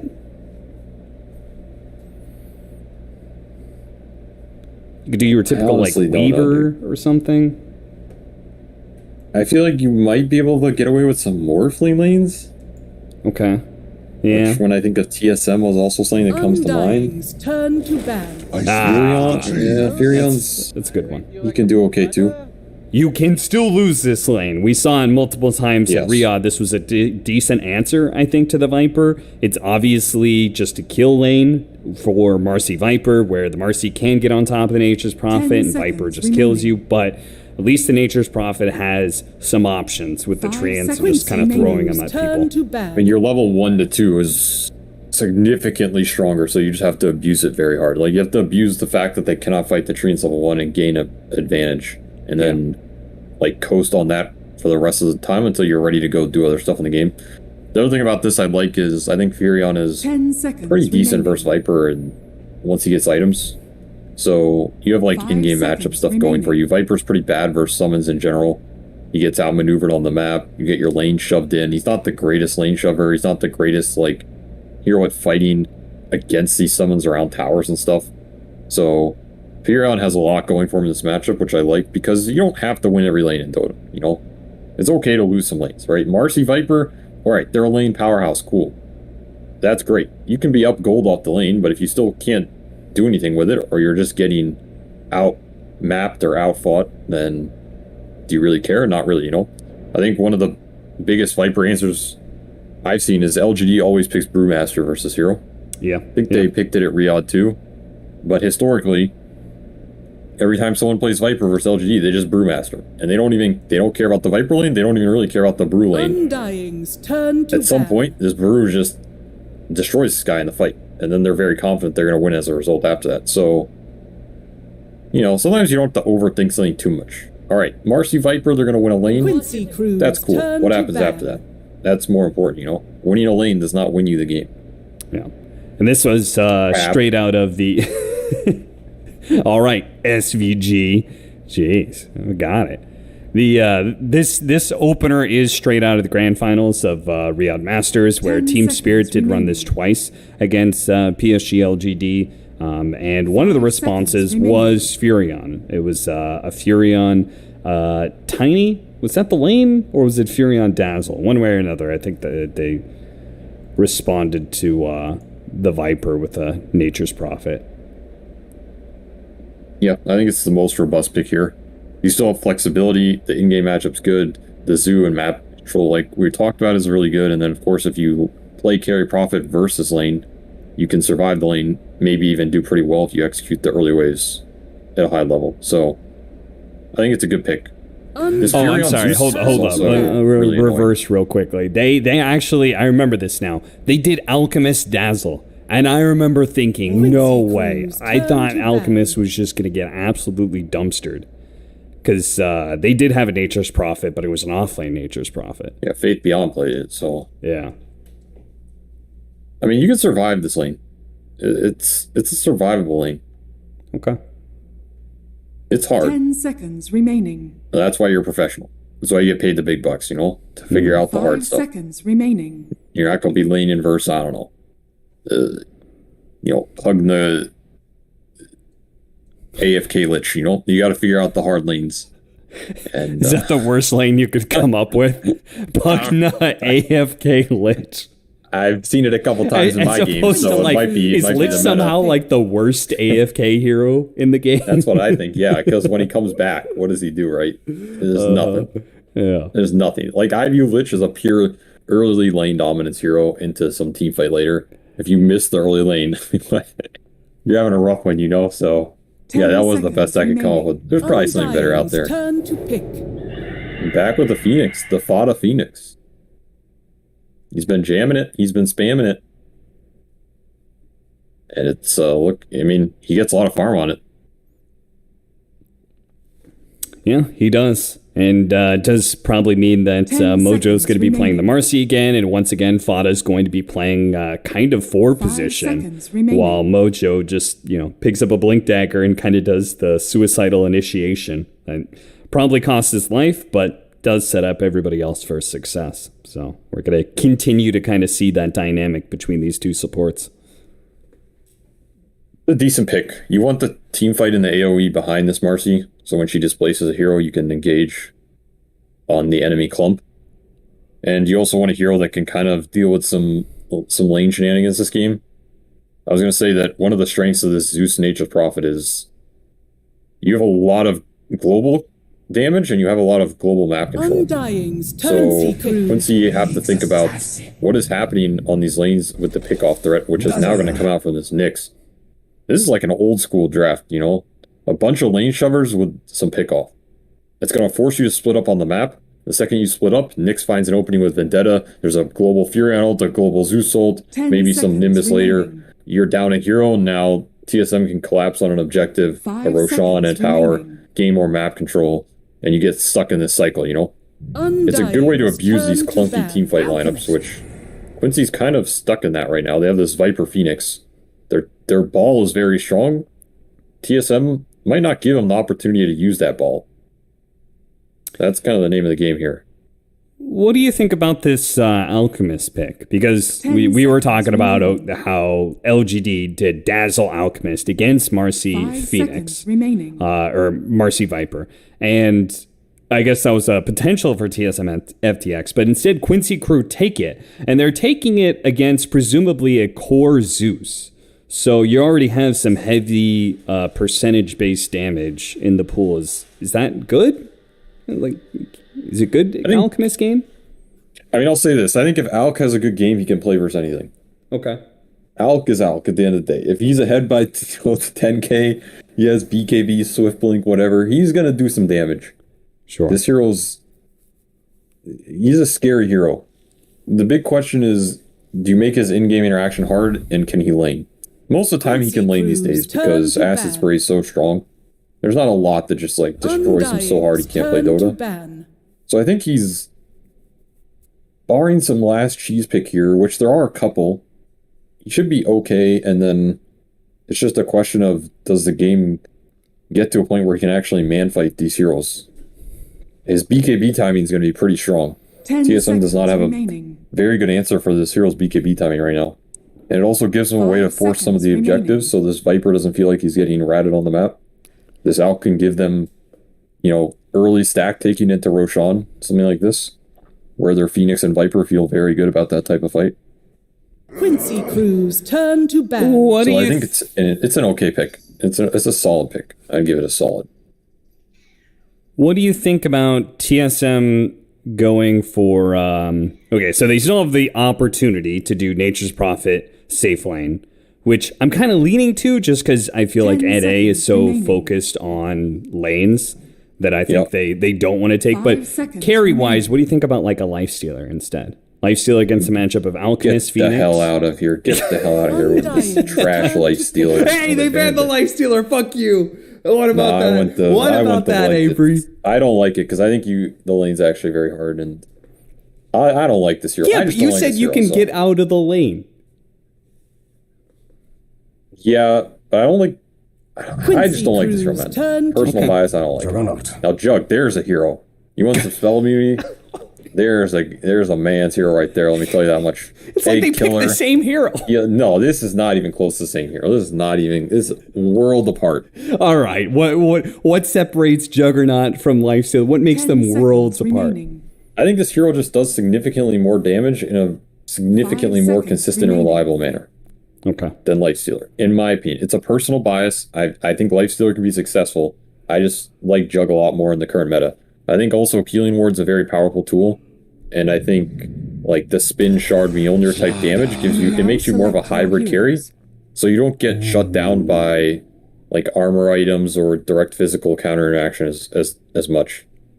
But look at that. They swerved. It's going to be a Viper mid, and they're actually running a better laner against Juggernaut. I bet they would have gone for this Slardar if it was a Lifestealer as well. Just a solid 1-to-1 matchup. Doesn't give a damn about your magic immunity. Has some nice minus armor synergy with the Alchemist as well. This is a nice pick if Quinn does fine as a mid Viper.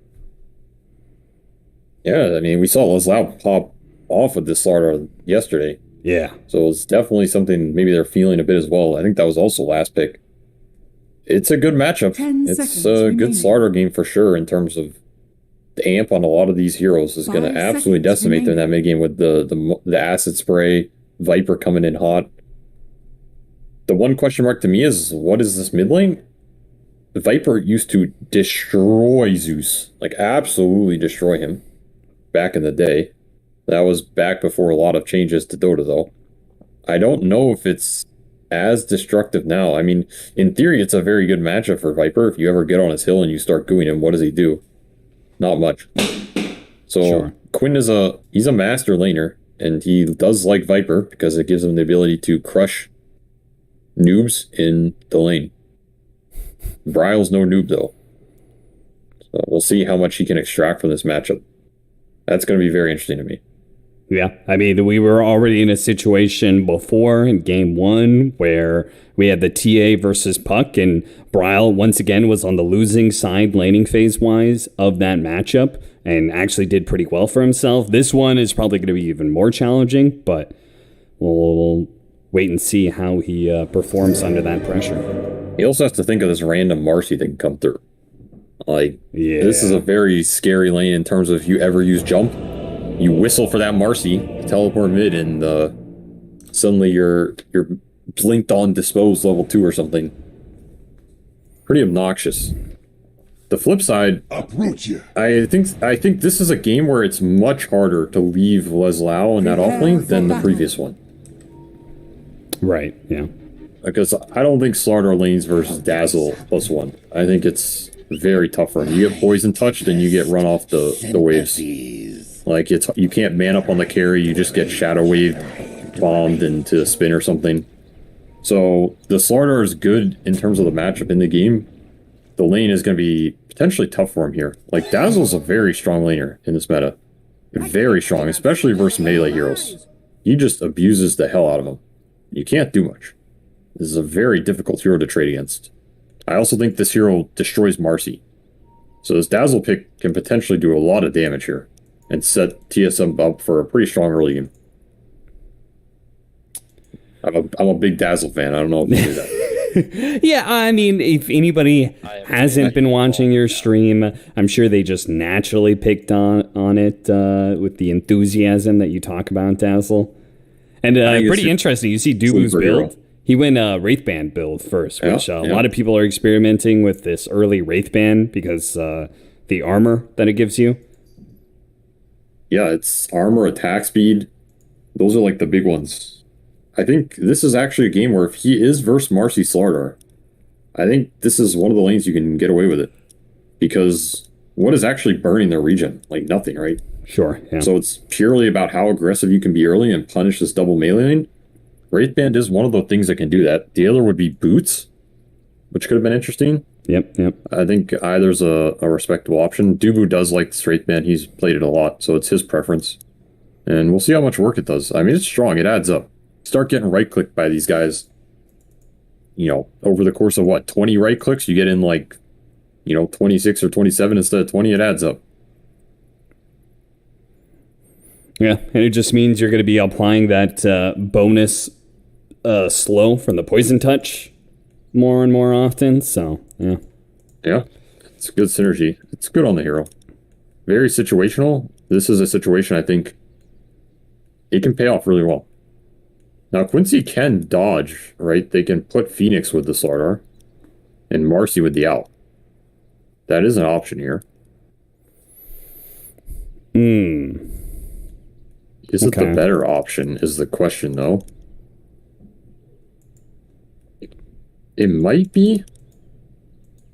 I would think about doing it. I don't know if Quincy's going to do it, though. I feel like they've just thrown this Marcy in that off lane, every time they've had it. Yeah, I think they have. I'm trying to, visualize what... So, Phoenix against the Dazzle, you would have the Fire Spirits. So when he poison touches, you could make his life a whole lot harder. But then again, Fire Spirits versus the Treants might be really nice. Especially with the damage over time of Acid Spray being available as well. Yeah. I mean, the biggest downside is this Phoenix in the off lane is not going to reliably get pulls off. Or in the safe lane, you can play this push-pull game with Alk. Like Acid Spray, Fire Spirit, the lane shoves in, and then you try and pull versus this Nyx. Sure. You can both fight. So that's the upside. Because this Phoenix hero really wants XP, and when he goes in the offlane, it can be a little awkward for him, as a 5 at least. He's playing a little more sacrificial, and then he's in a weird circumstance in a lane you're probably not going to win anyway, so I wouldn't be surprised to see them do normal lanes. That is where this Wraithband Dubu Chad can shine, though. We've seen this play before from Quincy Crew. The late smoke into the 5-stack onto the bounty runes. And they're going to get a great opportunity here to be able to catch TSM FTX from surprise. A 3-man rebound, slowing them all down, but the instant spin coming out from Tomato, and Mojo's the one who's taken a lot of damage in return. Gets back to the safety of the Roshan pit, and Dubu might just get burnt out, but the last bit of Fire Spirits, it's not enough. The Tango heals him up, and that leaves TSM FTX with 3 bounty runes. Dude, I thought he took heal bomb. I swear I saw somebody get heal bomb, but he did take poison touch. I was going to say that was going to hurt him for the lane. So it must have just been the arc damage with the spin. Yeah. That was a close fight. I mean, kind of sad for Dubu, though, because now he misses the early portion of his wave, where he would really want to be manhandling him, you know? Sure, but the trade-off is they got 3 bounty runes. That's got to feel... I think it feels right. Yeah, it's decent. It's decent. And you did burn through a lot of Mojo's regen. He's already out of regen. Oh, yeah, he is. And that's going to be rough. We saw Mojo doing pulls with this hero earlier. Dazzle's one of those heroes that's tough to pull verse. Because you get poison touched and run down. And then at some point, it's like Bane, you know? You just can't pull verse this hero. Yeah. So he forces you to lane, and then your double melee lane, forced to lane against Wraithband Dazzle. It's going to be a tough one for this Quincy side. Does that mean this hard camp being open is a bit concerning for you? I mean, Mojo just got a hard camp pull off. That totally defeats the purpose, right? Yeah, I don't think this should have happened. Lozal's getting a double wave in as well. This is pretty sad for TSM. I mean, Tomato he will be able to farm it, so... technically this pull isn't that good. Because Jug gets a free hard camp. But in this situation where I think the lane is like an impossible lane, I think anything is good. Sure. Okay. Because it's better than nothing. And now Leslau gets like a free 3 waves and equilibrium under his tower. No. Which is definitely worth giving Jug a big centaur. You see this mid lane matchup? Bryle is destroying in the CS. Now Quinn is putting in like all of the effort and trying to keep the Zeus completely out of lane. He's trying to force him to burn through his bottle hits, and he's just attacking him constantly. So this may offset eventually if he can actually kick the Zeus out of lane. But for now, this early bit, Bryle's destroying him. Definitely has the CS advantage. He can't enter the lane anymore. Yeah. Which is concerning. And he doesn't have heavily jump. Yeah, I think he's dead. He gets back out of vision. Quinn's going to take a couple of tower hits. Bryle survives, keeps the fairy fire intact as well. He has to walk to base. Yeah. A leap to base, I guess. This is the ideal situation for the Viper. You put Zeus in a position where he cannot enter the lane anymore. That's what this hero in this matchup is designed to do. Like you said, though, that start was just so good. You can afford to miss a wave, I guess. Mojo takes a casual 500 damage from Dubu with the poison touch, walking him down while there's no creeps in range to rebound away from. He's feeling the power of the Daz, man. I can assure you. He's feeling it. Yeah, I think he is. I think he's having a good time with this one so far. Bryle, not having a great time. No, he is not happy. He'll get a small camp stack in a rune. So he's got, I mean, he's in an okay spot, all things considered. I think the early rune fight shenanigans and those first waves helped him a lot.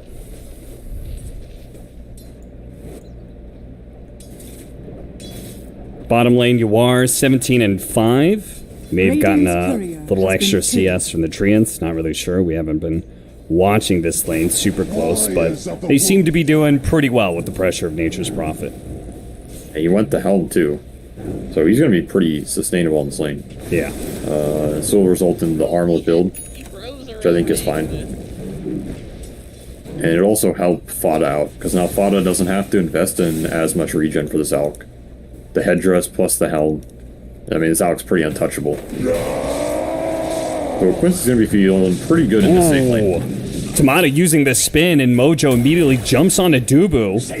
Got the grave. Got the grave off, so he'll survive. Mojo should be able to chase down this courier, though. Has been killed. Even I like a good Pretty sad for him, though, that he has to take this early grave point instead of the double poison. Yeah. I really think this is a lane they could have just blown open. If they got that equilibrium early and they abused the poison touch on this Marcy. Instead, it's kind of just Leslau chilling up here, and kind of a sad outcome. Again, you invest in this Wraith Band as a lane abuse item, you know?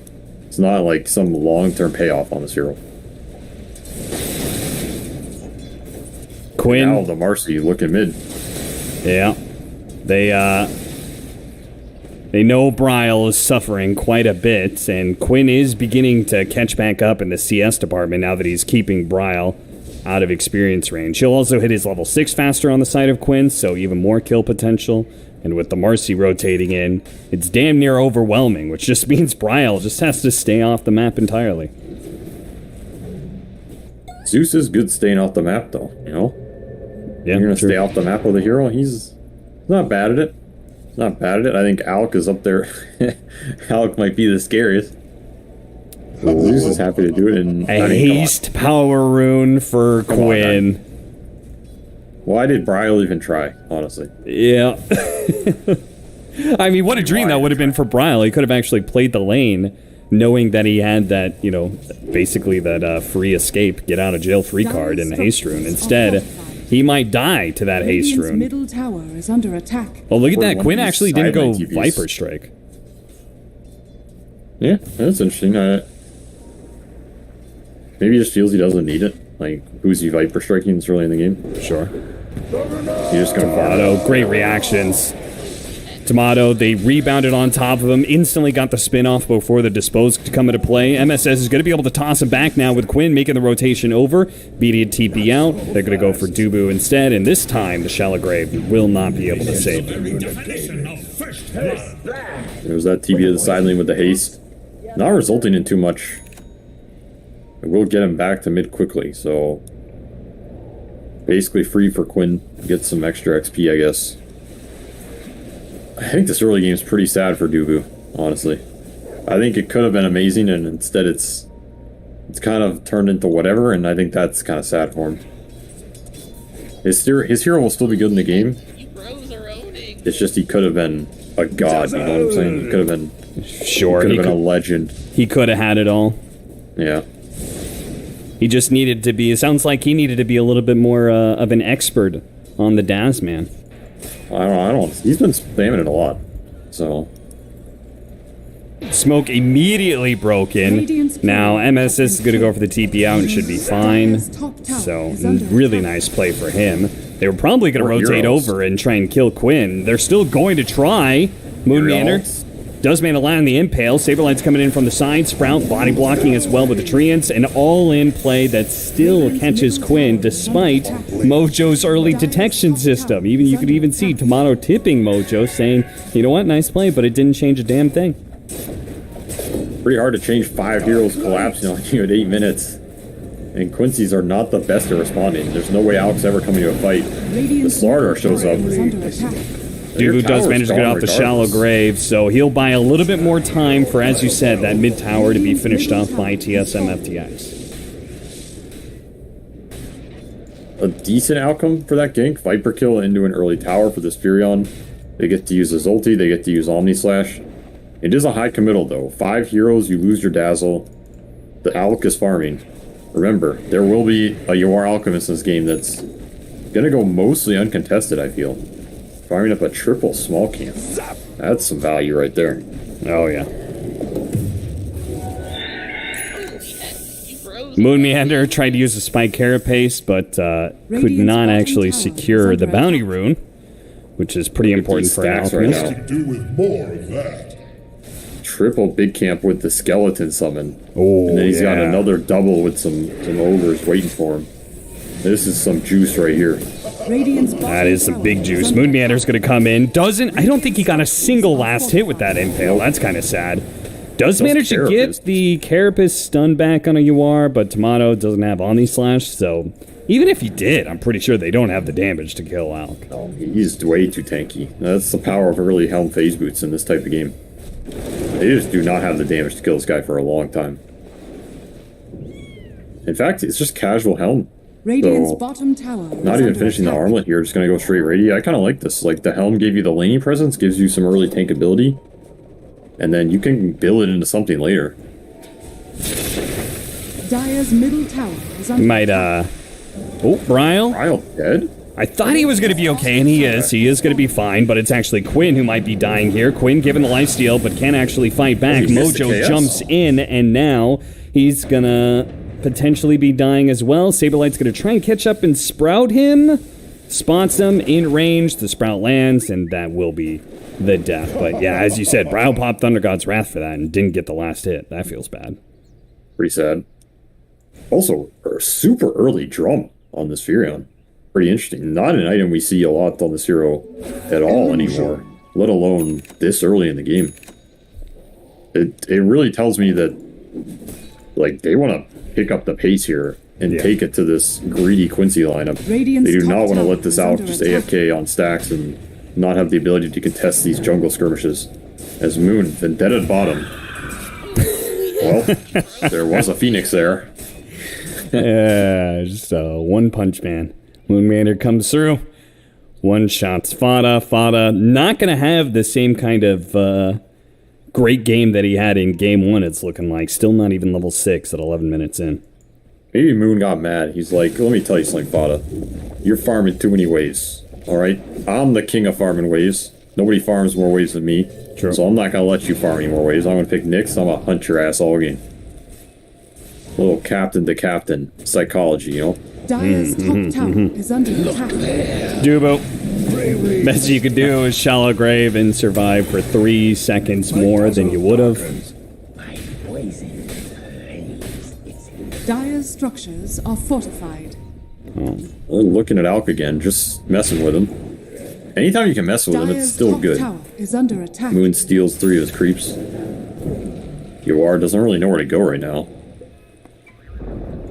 Dire's top It tower. would be even better if Saberlight did that thing. He just throws out treants to block camps Radiant's top constantly. tower I'm not is sure if he under attack. has Oh, yeah, that done would be that good. at all. That would definitely be annoying this game. I mean, Moon is still being annoying here. Dire's Trying to secure the last hit. under attack. I mean, Moonmeander's he's going to get himself caught at some point. The Vendetta out. He is going to survive. Yoar loses a few more seconds of farming time because of that. Find a lot of time and space, though. Yeah. Multiple sentries from Fada. Heroes coming over. They still can't even kill him. I mean, look at where Quincy's huddled. All their heroes huddled around this Alk. Meanwhile, this Tomato Juggernaut, he's just having free reign, and he's got a Midas. So he's not really falling behind in terms of network. Dire are scanning. Do you think this is a build specifically against an Alchemist, or is Juggernaut another Midas hero to add to the Radiant's list? bottom tower is I under think attack. Midas is back, baby. That's all I know. Okay. Some of these carry players, they just like Midas. Seems to work. It seems to pay off. The game tempo's slow enough. I mean, how is Quincy going to abuse this Juggernaut Midas? Quinn. He's going to be nice caught. impale. Spike Hair base into the impale onto 2. They do have the Supernova right next to all 3 of these heroes. They're going to turn around, focus it down, and they do manage to kill it. But Quinn gets a lot of damage out in the meantime, almost enough to kill Bryle. But Bryle does survive thanks to the healing ward. Leslau comes in through the side, tries to go for Saberlight, but ultimately far too much armor on all these heroes with the healing ward and the heals from Dazzle and the extra armor as well. They can't actually fight through this. Man, too powerful. Those heals, like you said, adding up, and that was an arcane Zeusel. Those 50 seconds. Oh, almost. yeah. It's going to be back up. That's going to feel good. And anytime Viper dies, TSM's going to feel good about this game, because Alk is going to be out. And he actually rushed a Nullifier. You can disassemble it. Pretty interesting to see it, though. Maybe he just did that for the stat, to have the fastest Nullifier ever. Yeah, could be. He's lucky he can disassemble that. I don't know if he thought about it. But, again, this Viper went Atos. Yeah. So, Atos as an item, in general, and especially on a hero like Viper, it's not scaling into anything. You have to get a lot done with it early. This is like an early fight item, which is what Quinn, prefers to do. I can understand it. They have limited stuns. If he dies, though, and he loses some of these fights... Oh, he dodged the ult. Yeah, he dodged the ult because the sentry just faded, and he didn't actually pop the dust fast enough on the side of Mojo. Now, they might still be able to get the kill, but it's Yes, I'm dangerous. bringing it back. Bryle, oh no! He didn't jump over the cliff. They can still see him in this corner side, but it's hard to be able to fight into all of TSM FDX here. Quinn keeping his distance. Lazal's going to go for the kill now. Bryle's trapped. He does have the crush. They do have the jump away in 2 more seconds. Fight He's your just way not going to be out, able to son. get it out of there. Bryle gets himself stuck. With the haste rune, he thought he could play forward, hit the escape button, and it did not get him out of dodge. And sadly, that's going to be a big misstep for TSM FTX in a fight that I feel like they probably could have won. I think for sure they could have kited that out. I mean, Hasted Zeus is incredibly strong in that type of engagement. He just trapped himself. Yeah. And then there's nowhere to go. So that's a big win for Quincy in this scenario that could have been disastrous for them. And again, they need to win these fights with the Viper Athos, in my opinion. This is an item you invest in to win these types of engagements, so Quinn needs the payoff here. Radiant Link are up for scanning. Lazao. He's hunting. They're going to hunt and might be able to get the kill onto Dubu. On the slash going around, they do have the Nature's Prophet who's going to be joining in. Immediate bash Gets Quinn a bit of distance away from this spin. Leslau's just going to man. fight through him. Dubu still not dead yet, and Quinn hiding away into the trees. Looks like they're going to be able to take down Tomato. Quinn, if they spot him with this Nature's Wrath, they might just be able to burst him down, but Quinn stays out of sight. The Nature's Wrath now burned. No more damage last. They managed to get the Rod of Atos onto Nature's Prophet as well. Quinn is actually surrounded by treants, but should be able to fight his way through just fine. Dire's top tower is under attack. Dubu's still fighting for his life here. Somehow lived through all that. Wraithband, Raindrop, Fluffy Hat, but a Blink Dagger to finish him off. Did he? Should be enough. There it is. Lelzel finally gets the kill that they were searching for the entire time. Yeah, Lelzel is just going ham on this starter, man. Yeah. He is just chunking people. Destroys Tomato and off the back end of the Omni. Chases them all down. The Ham's doing a huge amount of work. He's too tanky to kill. Healing Ward did a huge amount in terms of keeping them alive. But not enough in terms of this armor penetration. And remember, there's an Alchemist in this game. He's still farming it up. Yeah, the fact that Quincy Crew's kind of winning fights 4 versus 5, basically. I mean, that last one, they actually killed the enemy carry. Just means this Alchemist is going to get farther and farther ahead. Moon spotted. They are going to go for him. Leslau trying to come in through the other side. Yawar is actually going to jump into this fight, going straight for Bryle. Bryle able to heavenly jump himself out. Fada continues the pursuit. Nice jump in from Leslau. Doesn't actually get the crush onto Tomato, though. He turns around and fights and actually does live through the spin somehow. Tomato no longer having that spin is food for the magic damage coming out from Quinn. Yawar leading the chase now for the final 2 heroes left. Quinn is actually the one who collects all 3 of those kills. A triple kill for him. I mean, he went from what looked like it was going to be kind of a rough game for him, but now he's truly well and back. Paid off for some good teamfight execution. Almost up the bots now, which will really help him ramp up that gold accumulation. Big Daddy Alk, showing who's boss in this game, comes into that fight, slaps down some justice. Big teamfight win for Quincy once again, just finding the Nyx first. No Omni Slash for that fight, no Zeus ult. Those are the 2 biggest spells for TSM here. And the Healing Ward and Dazzle are doing a decent amount of work. They just need the damage. Quincy's just taking advantage of the fact that... Where's your damage? Deso on Saberlight, that's nice. But he can't stand there and man-fight Viper. Yeah, certainly not without some sort of help. He does manage to finally chip away at that offlane tower long enough. It was denied at the end of the day, but it is dead.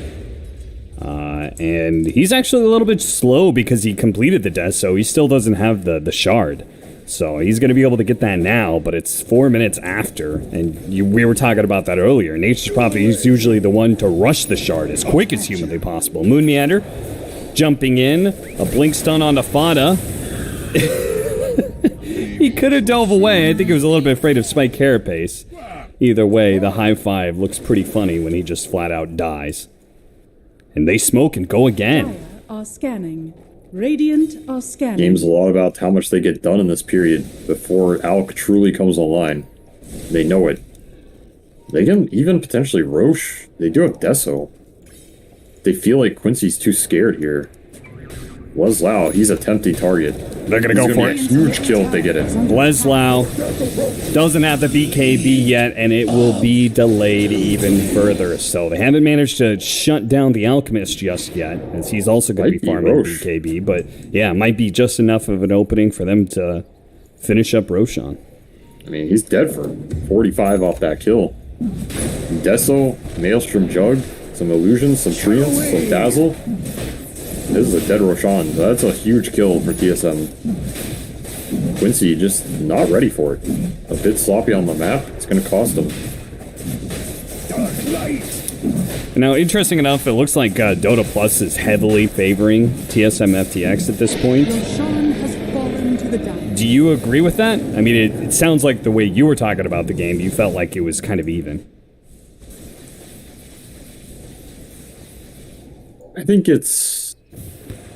I would think it's a little TSM favored, but I don't think it's anything out of control, you know? Yeah, not 70-30, which is what No, Dota that's Plus a is saying. little high for me. Okay. The thing is, I think... Why do you think it favors it so much, though? I mean, it's Zeus. I don't know. Zeus. I mean, there's some truth. Like, the Jug is just not that far ahead, all things considered. Or the Alchemist, sorry. So the Alch is just not that far ahead of these TSM cores, and I think anytime Alch is not super far ahead, things tend not to go too well for him. I mean, this is a hero whose strength is based on net worth accumulation and differential. So if that's not happening for you, probably not a great omen. I also think this TSM lineup is very spooky late game in terms of mixed carapace people, as we're seeing here. Always finding openings. They are going to have UR come in, and he's got a BKB. The spin right on top of Mojo. They do have the dispose back into the Supernova. Saberlight's going to be able to deal with it. A nice use of the drums quickly deals with that egg. Quinn is low enough. Uh-oh, UR. He may just be pulling the Omni Slash into Quinn. The Carapace once again catching UR. Quinn is able to get away, as is Leslau, it looks like. But another really great fight for TSM FTX. Lost practically nothing for that. Looking for the Viper. Ah, they got him too. He's going to die with just a little bit of a slowdown. Turns around, does what damage he can to Saberlight, and Saberlight will die. So he actually gets more out of that gold-wise than Saberlight did. Radiant's middle tower is under attack. That's not too bad for him. Still, this Alch showing up and dying is gigantic in terms of swaying my opinion to that Dota Plus side. You know, yeah. Now it's very favorable, I think, because every time this Alch shows up, if Quincy doesn't win the fight, suddenly TSM just extract the whole map, and this Jug becomes even stronger. Now they're looking for even more. This might be a little deep. Leslau is coming in through the side, though, and he's found Dubu, but he can't kill him fast enough. The Shallow Grave's going to go off first. And Yawar actually wants to take this fight still. Unstable Concoction onto the Corrosive Haze target of Dazzle. So it looks like Dubu is going to be left behind. Abandon him to the wolves. Yeah, they did.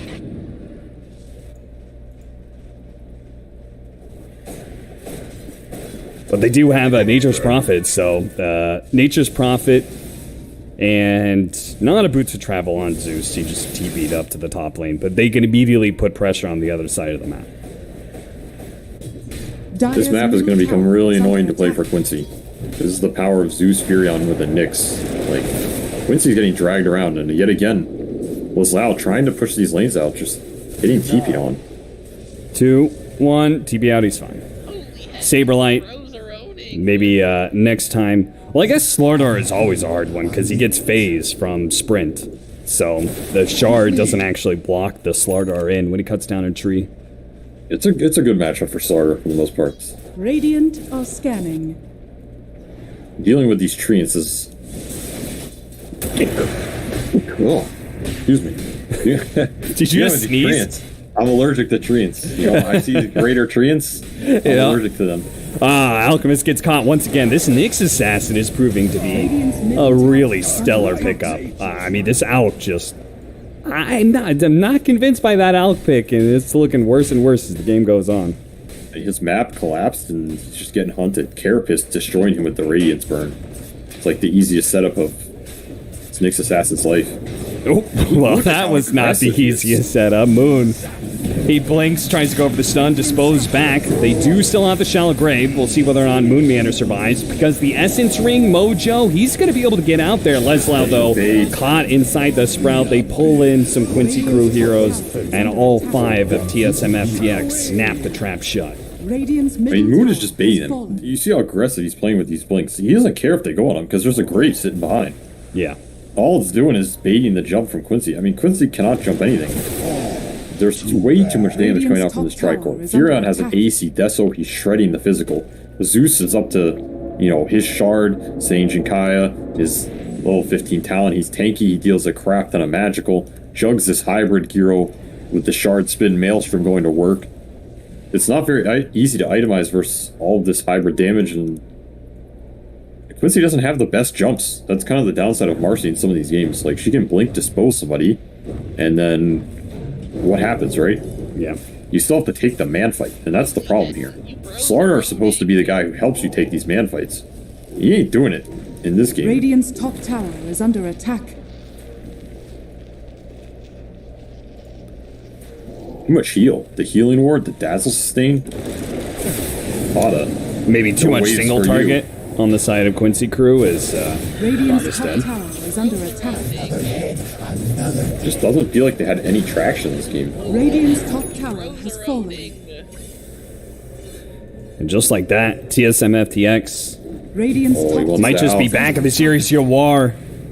Pops the BKB for fear of the Spike Carapace and the Impale that was going to come in. He may have to start thinking about turning off that Radiance at times.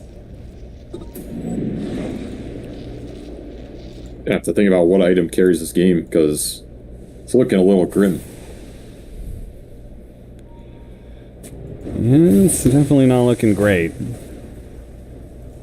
I mean, the best they have going late game is still the single target of Corrosive Haze plus the Alchemist, but they have this Dazzle problem to deal with where Yeah, they just can't that actually is the kill a issue. hero. The seeds I of don't, yeah, that's exactly the issue. Quincy goes on somebody to haze him. Alc tries to man fight kill him. That guy gets graved. This fight looks hopeless. I mean, it's just gonna be too long for them to sit there and getting hit by Omni Slash, Fury on right clicks, the Zeus spells. He has a Nimbus already. An already unplayable map just got even harder. This is probably an 80-20 game now, in my opinion. I don't know what Dota Plus says, but Yeah, it's 90-10, so it sounds like Dota Plus is giving it a solid 10% more than you would anytime. Dota Plus is just pessimistic, you know? Oh, okay, yeah. People say casters are biased and pessimistic, but let me tell you something. Dota Plus is the most biased caster out there, okay? I mean, This thing is is it merciless. bias? It's working off of just pure data.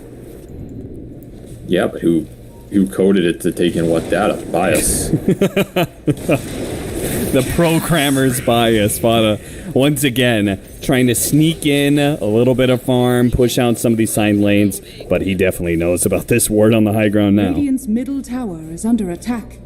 I mean, I'm just saying, you know, you could program it so it's favorable towards Arcana heroes. Sell more Arcanas, you know, Zeus in this game, Jug in this game. Radiant are Looking pretty favorable. Okay, I see. Yeah, add that to your conspiracy list. Yeah.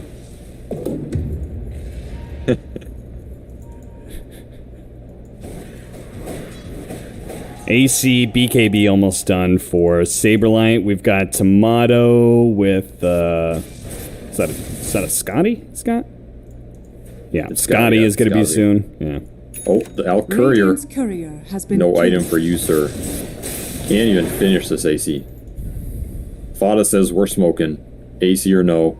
This is a boomer Radiant's bust bottom smoke tower right Oh, here. the smoke is going to break on Dubu. Look at this positioning. They're going to pop the dust. They thought it was a Nyx Assassin. They do find the Nyx Assassin still on the side. Lifestealer popping out, stopping the Dazzle, trying to prevent the Shallow Grave, but it already went down onto the Nyx Assassin. The damage is raining in for the Zeus, but the Zeus did get caught. Never mind. He's got a haste rune. Hasted. They can't stop him. This is a different situation than the last haste rune that Bryle had, or maybe not. The stun gets thrown to the Nyx Assassin instead of Bryle. Bryle will be able to walk away as Yawar chose a target and opted for the support instead of the core. Very interesting. I mean, Dubu just holding the line there, pops the smoke. Nyx blinks in, Carapace is 3, somehow lives out the grave for a while, dies at the very end. No Omni Slash used. TSM had troubles finding a single hero to lock down in that fight. Pretty good fight from Quincy.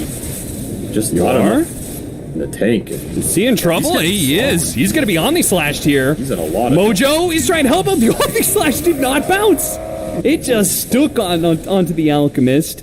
And now, well, they're actually going to try and go for Tomato here outside of their base. Without the Alchemist, they don't. It's not even close. Look at how tanky he is. He hasn't even dipped below 2,000. That's insane. What did they think they were going to accomplish with that? maybe a last hurrah. Yeah, it looks like the last hurrah. I mean, this is the last hurrah, and I agree. This game was just out of control. I mean, this Jug was just the same net worth is out the whole time. He will out-carry him. I mean, Scotty Jug is an insane time in this game, as we saw. He's going to shred your Alchemist. Not to mention he has backup from two of the highest damage cores in the meta right now.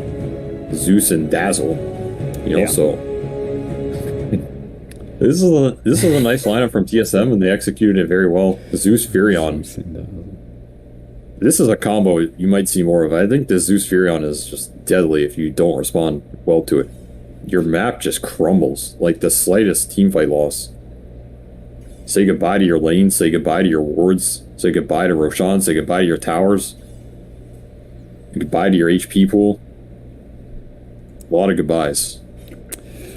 Yep, and we're not going to be saying goodbye to either one of these teams just yet. Not only are they still in the upper bracket, but we do have a Game 3 that we're going to be going to. But I feel like this game was so important for TSM FTX. Not only do they have the chance to bounce back in the series, but it also felt like if they got 2-0'd by Quincy Crew, it was just a long line of stumbles for them, right? They repeatedly stumbled in the DPC, didn't even come close to reaching that 3-way tiebreaker. Then, if they get bounced out of the upper bracket, I could, see a world where you're just in downward spiral. You don't go to the major, you don't go to Genting, and you just kind of have to rebuild for TI only. This was a morale victory for sure. Yeah. I think you could also tell the way Moon was playing this game. He's like, all right, boys, I'm done. I'm done messing around. He I'm was just feeling going it. in. Yeah. Yeah, I'm going in. I'm stunning them all. You come with me and win the game or don't. I don't care. He's just manning it up, being assertive. What you want to see out of a captain and an initiator stunner. A lot less passive from them. I think he's definitely trying to amp the team up, get them going, get the engine revving, so to say. Early drum deso on this Furion. They did not want to just sit back and watch Quincy farm this game. They wanted to take it to him. No more wave shoving for this Fada Phoenix. No more jungle clearing for Yawar. I like this kind of mindset. I like this tempo that they're setting. And this game looked way more comfortable for them than the previous ones. All right, well, that means we're going to be going to a Game 3, which is what everybody wants to see between two of North America's finest. So we are going to take our break, come back. Game 3 of Quincy Crew, TSM FTX, right around the corner.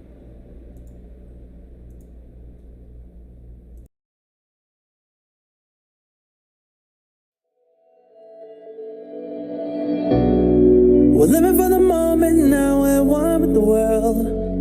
I can't lose this feeling I get. My heart's in the right place, and so is my soul, yeah. I won't take no excuses for it. Love it, need it, live it. I feel like something's missing when I do not have it. I feel it in my bones, gotta find my space. These emotions on my face, taking a toll, I gotta pay it forward. I'll give it all that I can. No matter what, I won't let up. It's in my soul, it's in my blood, and I won't take no for an answer. If it don't hurt me, it makes me stronger. Yeah, what I won't let up. It's in my soul, it's in my blood, and I won't take it no more.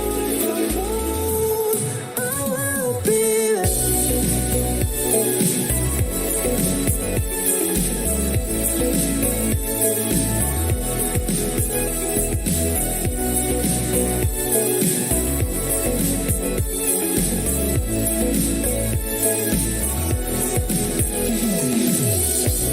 Just leave it to me. I know what I need. You'll find if you see. And if you believe, you live and you breathe, you'll find the key. Lifting me, lifting you. Can't go alone, let's do by two. Doing this together, it's me by you.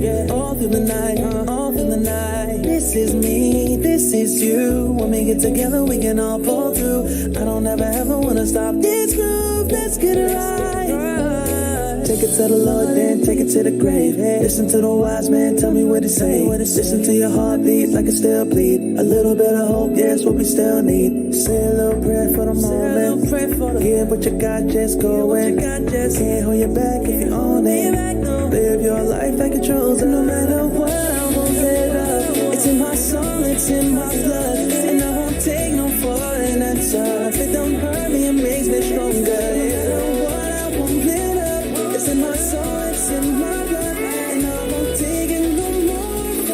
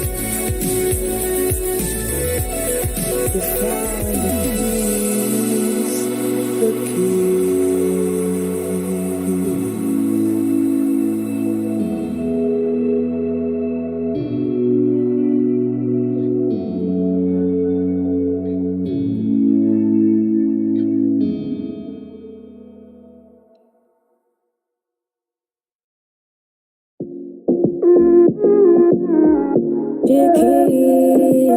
Escúchalo, siéntate y relájate un poco, que en esta vida el tiempo es loco. Puedes perder momentos preciosos y sepas que cuando pides ayuda yo me levanto. And we're not going to be saying goodbye to either one of these teams just yet. Not only are they still in the upper bracket, but we do have a game 3 that we're going to be going to. But I feel like this game was so important for TSM FTX. Not only did they have the chance to bounce back in the series, but it also felt like if they got 2-0'd by Quincy Crew, it was just a long line of stumbles for them, right? They repeatedly stumbled in the DPC, didn't even come close to reaching that 3-way tiebreaker. Then, if they get bounced out of the upper bracket, I could, see a world where you're just in a downward spiral. You don't go to the major, you don't go to Genting, and you just kind of have to rebuild for TI only. This was a morale victory for sure. Yeah. I think you could also tell the way Moon was playing this game. He's like, all right, boys, I'm done. I'm done messing around. He was feeling it. Yeah, I'm going in. I'm stunning them all. Come with me and win the game or don't. I don't care. He's just manning it up, being assertive. What you want to see out of a captain and an initiator stunner. A lot less passive from them. I think he's definitely trying to amp the team up, get them going, get the engine revving, so to say. Early drum Deso on this Furion. They did not want to just sit back and watch Quincy farm this game. They wanted to take it to him. No more wave shoving for this Fada Phoenix. No more jungle clearing for UR. I like this kind of mindset. I like this tempo that they're setting. And this game looked way more comfortable for them than the previous ones. All right, well, that means we're going to be going to a Game 3, which is what everybody wants to see between two of North America's finest. So we are going to take our break, come back. Game 3 of Quincy Crew, TSM FTX, right around the corner.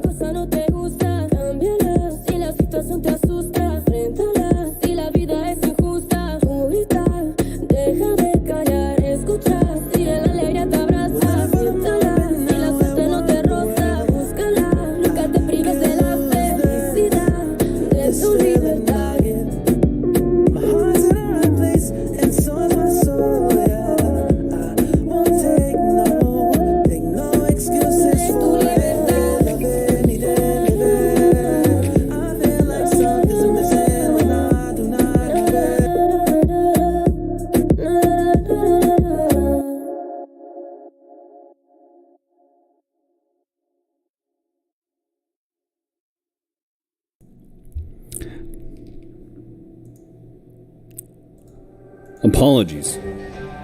I went to go get water. Coin toss happened, if anybody cares about that. Coin toss. TSM FTX chose second pick.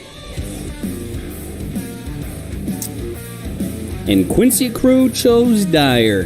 For you hardcore nerds in chat who care about that sort of thing.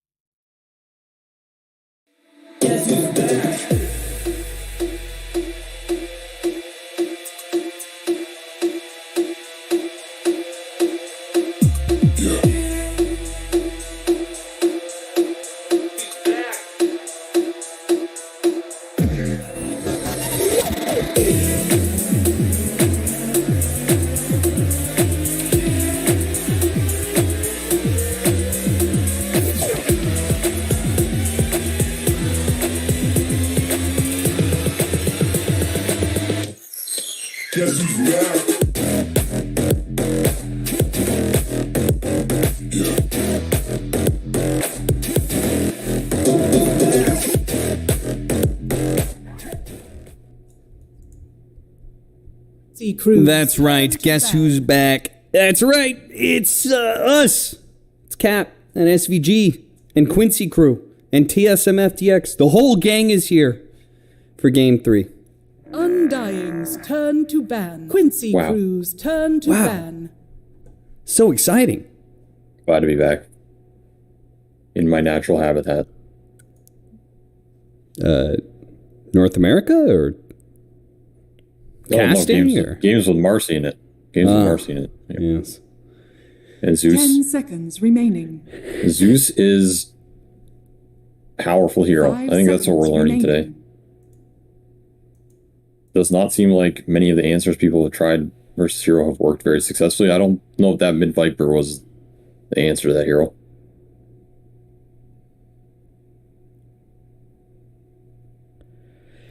Yeah. I feel like Zeus was a big winner yesterday. Having a great start to today as well. I mean, I'm not expecting Razor ban to be the priority here, but there it is. TSM FTX do ban away the Zeus. Undying's does leave us with Tiny and Puck both left in the pool. Quincy Crew will take Tiny because it's a good answer to the Puck, and now we'll see whether or not TSM FTX want to take that hero, and if they don't, I bet Quincy Crew grabs the Puck. Turn to pick.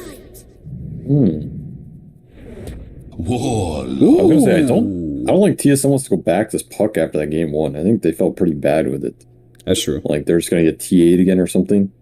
The Dawnbreaker was decent for them, though I know this hero has a low win rate. 10 seconds remaining. Now there's a Tiny counter, I guess. Bonds him up. 5 seconds remaining. Upheaval him up. You know how it'll go down. Is it a counter? Oh, yeah, I mean, Fatal Bonds, sure, he's a tanky hero. You Fatal Bonds him to other heroes. You put damage on the Tiny. It's going to do a lot, but like... Turn to ban. Puck. I'm not sure if Upheaval is an answer to Tiny blinking in and blowing up one of your heroes right away. I mean, at least he's stuck there afterwards, you know? Yeah, maybe. Warlock's generally been pretty good versus Tiny, historically, I think. Okay. 10 seconds remaining. The other thing is it's probably 4 Tiny here. Like, you know it 90%. 5 seconds and remaining. 4 Tiny does not do anything to Warlock lane. Pretty much with anything, I think. It's like, pretty much your carry's gonna free farm no matter what. So you get automatic lane secure. And it's just about how much impact is this Warlock gonna have on the game. Which the problem with picking this hero early is Warlock's pretty bad versus his counter picks. Like, Dispellers, mobility heroes, summons. He's kind of bad versus all of them in general. And already Puck is a nightmare for this hero. Remaining. He doesn't do anything to Puck. Yeah. So now TSM didn't want to take it. They give it away on this response pick. And it's looking pretty good here so far. Like, you get the Puck Tiny combo, you get this Puck with 3 bans behind him, so now you can ban the TA +2, whatever you think the NA meta answers to this hero are. There's no Tiny because you took the Tiny. Like, what is TSM going to get here second phase to answer this hero and make his game hard? Probably ban Nyx Assassin as well, right? Because it could be Saberlight Dawnbreaker. Nyx is a pretty good answer to Puck, I would say. Could be an option, yeah. Moon plays it. We just saw him play it. It did a decent amount of work in that game. I could also see Furion getting banned if they feel like that hero was causing them problems. There was the Kunkka response that Quincy did. DK. Undying's turn to ban. Either way, looking back, I mean, the story for this game 3, for me anyways, is the fact that I felt like both of the Game 1 and Game 2, the team with more pressure to perform early ended up losing the 10 game. seconds remaining. Would you agree with that? 5 seconds remaining. Maybe? Quincy Crew's turn to I ban. don't know. I'd have to think about that one for a while. Okay. Because early game pressure is very, like, definable in different ways, you know? Sure. I'm not sure Quincy was super pressured to execute that last early game insanely well. Remaining. I just think they were pressured to 5 control the seconds map remaining. versus a lineup that was going to take it over very fast. Yeah. And there's only so much you can do to execute, you know? Like, this Viper gets collapsed on mid by 5 heroes and a Furion. Could have they executed that better to prevent it? Maybe, but it's like, it's hard, you know? It's just, you have to get better trade-offs elsewhere. So, I can agree that early game counts for a lot in this region. 10 seconds I remaining. won't ignore that. Teams that win the early game in NA tend to win the games 5 for the most seconds part. remaining. Not true on LAN, but historically has been mostly true in this region, and we'll see. This seems to be more of like a mid-game oriented draft going on, especially for TSM. They are not a very super early game oriented team, which is I think why they did decent on LAN. They think a lot about the mid-late game, how the team fights are going to pan out, how the map is going to pan out, what is the overarching plan for their lineup. I think that's when this team's at the best, when Moon understands what that is and he has a very good idea for it. He So that's what I want to see have here. a really good idea in that game too. The way he was playing that Nyx Assassin, Yes. the way they were running Quincy Crew off the map. I think that's a perfect game, an example of like when Moon knows what's supposed to happen and he's commanding the game, this team just looks very different. Whereas I think for Quincy, it's more of like a combined effort thing. I think it's about enabling their cores, enabling Quinn and Leslao in particular. I think Yalwar can always come back or have high impact. He's a carry that joins a lot of fights. I think Quincy's going to feel good when Leslao and Quinn have good starts and they can snowball off them.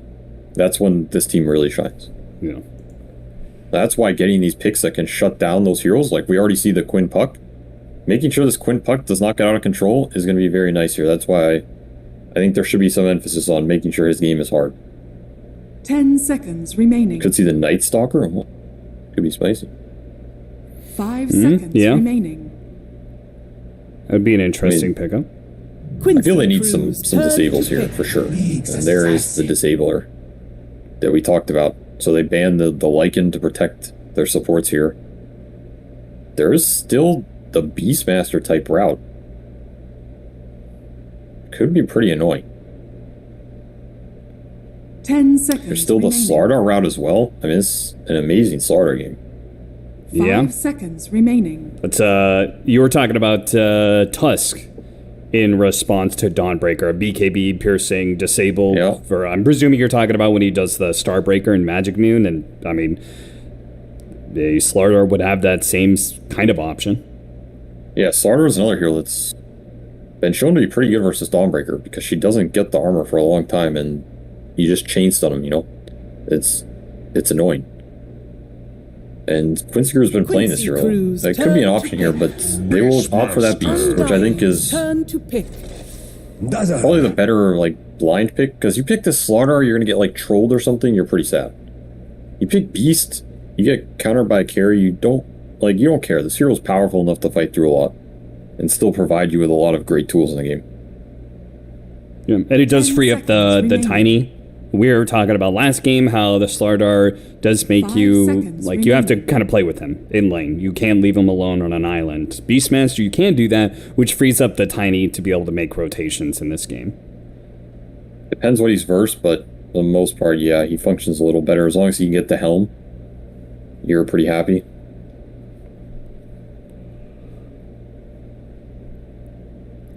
You happy What to see the does Dazman TSM? again? I'm very happy. I think this hero's broken, but we'll see, man. I mean, did Dazman win last game? He won. I put it on the board.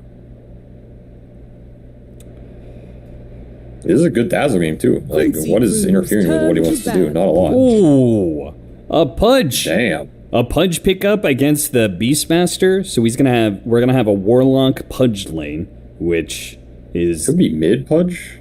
could be. Is Pudge good against Puck? And is there something I don't know about that? 10 seconds You can remaining. hook him back when he orbs away. Okay, I'm 5 seconds. kind of talking about the remaining. laning phase, but I mean, I guess you do rune control really well. I think it's okay for Pudge. You just out CS him super hard, right? That has to be the idea. You have like 20, 25 base damage on him or something. I don't know. It might go okay. I feel like mid Pudge gets away with a lot of stuff that he shouldn't. So my opinion of the heroes Undying's turn probably to irrelevant. ban. Have you seen more Tomato Pudge or more Brow Pudge? I feel like I've seen more Brile Pudge. Okay. That's why I'm leaning towards it. I also I don't know, like, is Pudge the carry you want versus Beastmaster? It doesn't sound amazing. 10 Like, you can hook his seconds creeps and remaining. stuff. Yeah. Maybe it's okay, I don't know. Pudge Warlock 5 versus Creeps seconds doesn't remaining. sound Turn to ban. stellar. Sounds okay. I don't know, man, it's Pudge. Who knows anything about this Pudge, to be honest? Well, hopefully you. You're my professional analyst. 10 seconds remaining. Yeah, but you know, this hero, he's a weird hero. Yeah. 5 seconds He just remaining. functions very weird. Sometimes he feels invincible, sometimes he just gets chunked. I know there's certain heroes that destroy him, like Ursa. This Ursa band's really nice. I think Ursa destroys this hero. Like, stacking physical burst is what's probably most annoying. So I guess there's not a huge amount of that. Like, there's not a lot that's killing this Pudge if he gets to the Vanguard +1, I guess. Yeah. It's typically Hood or Vanguard, depending on the game, straight into Aghanim Scepter. Feel like that's the kind of tried and true build. Anytime I see Aghanim Scepter rushed before some 10 sort of seconds intermediary remaining. tank item feels bad, and I think, well, really it's 5 only Dendy seconds that I've seen remaining. go for this like mid-Pudge Blink Dagger build. Yeah, you can play him like that. It's less scale, more just run around, kill people. Yeah, yeah. Which I think is good in certain games if you're bouncing it out. We'll see. TSM has some flexibility here.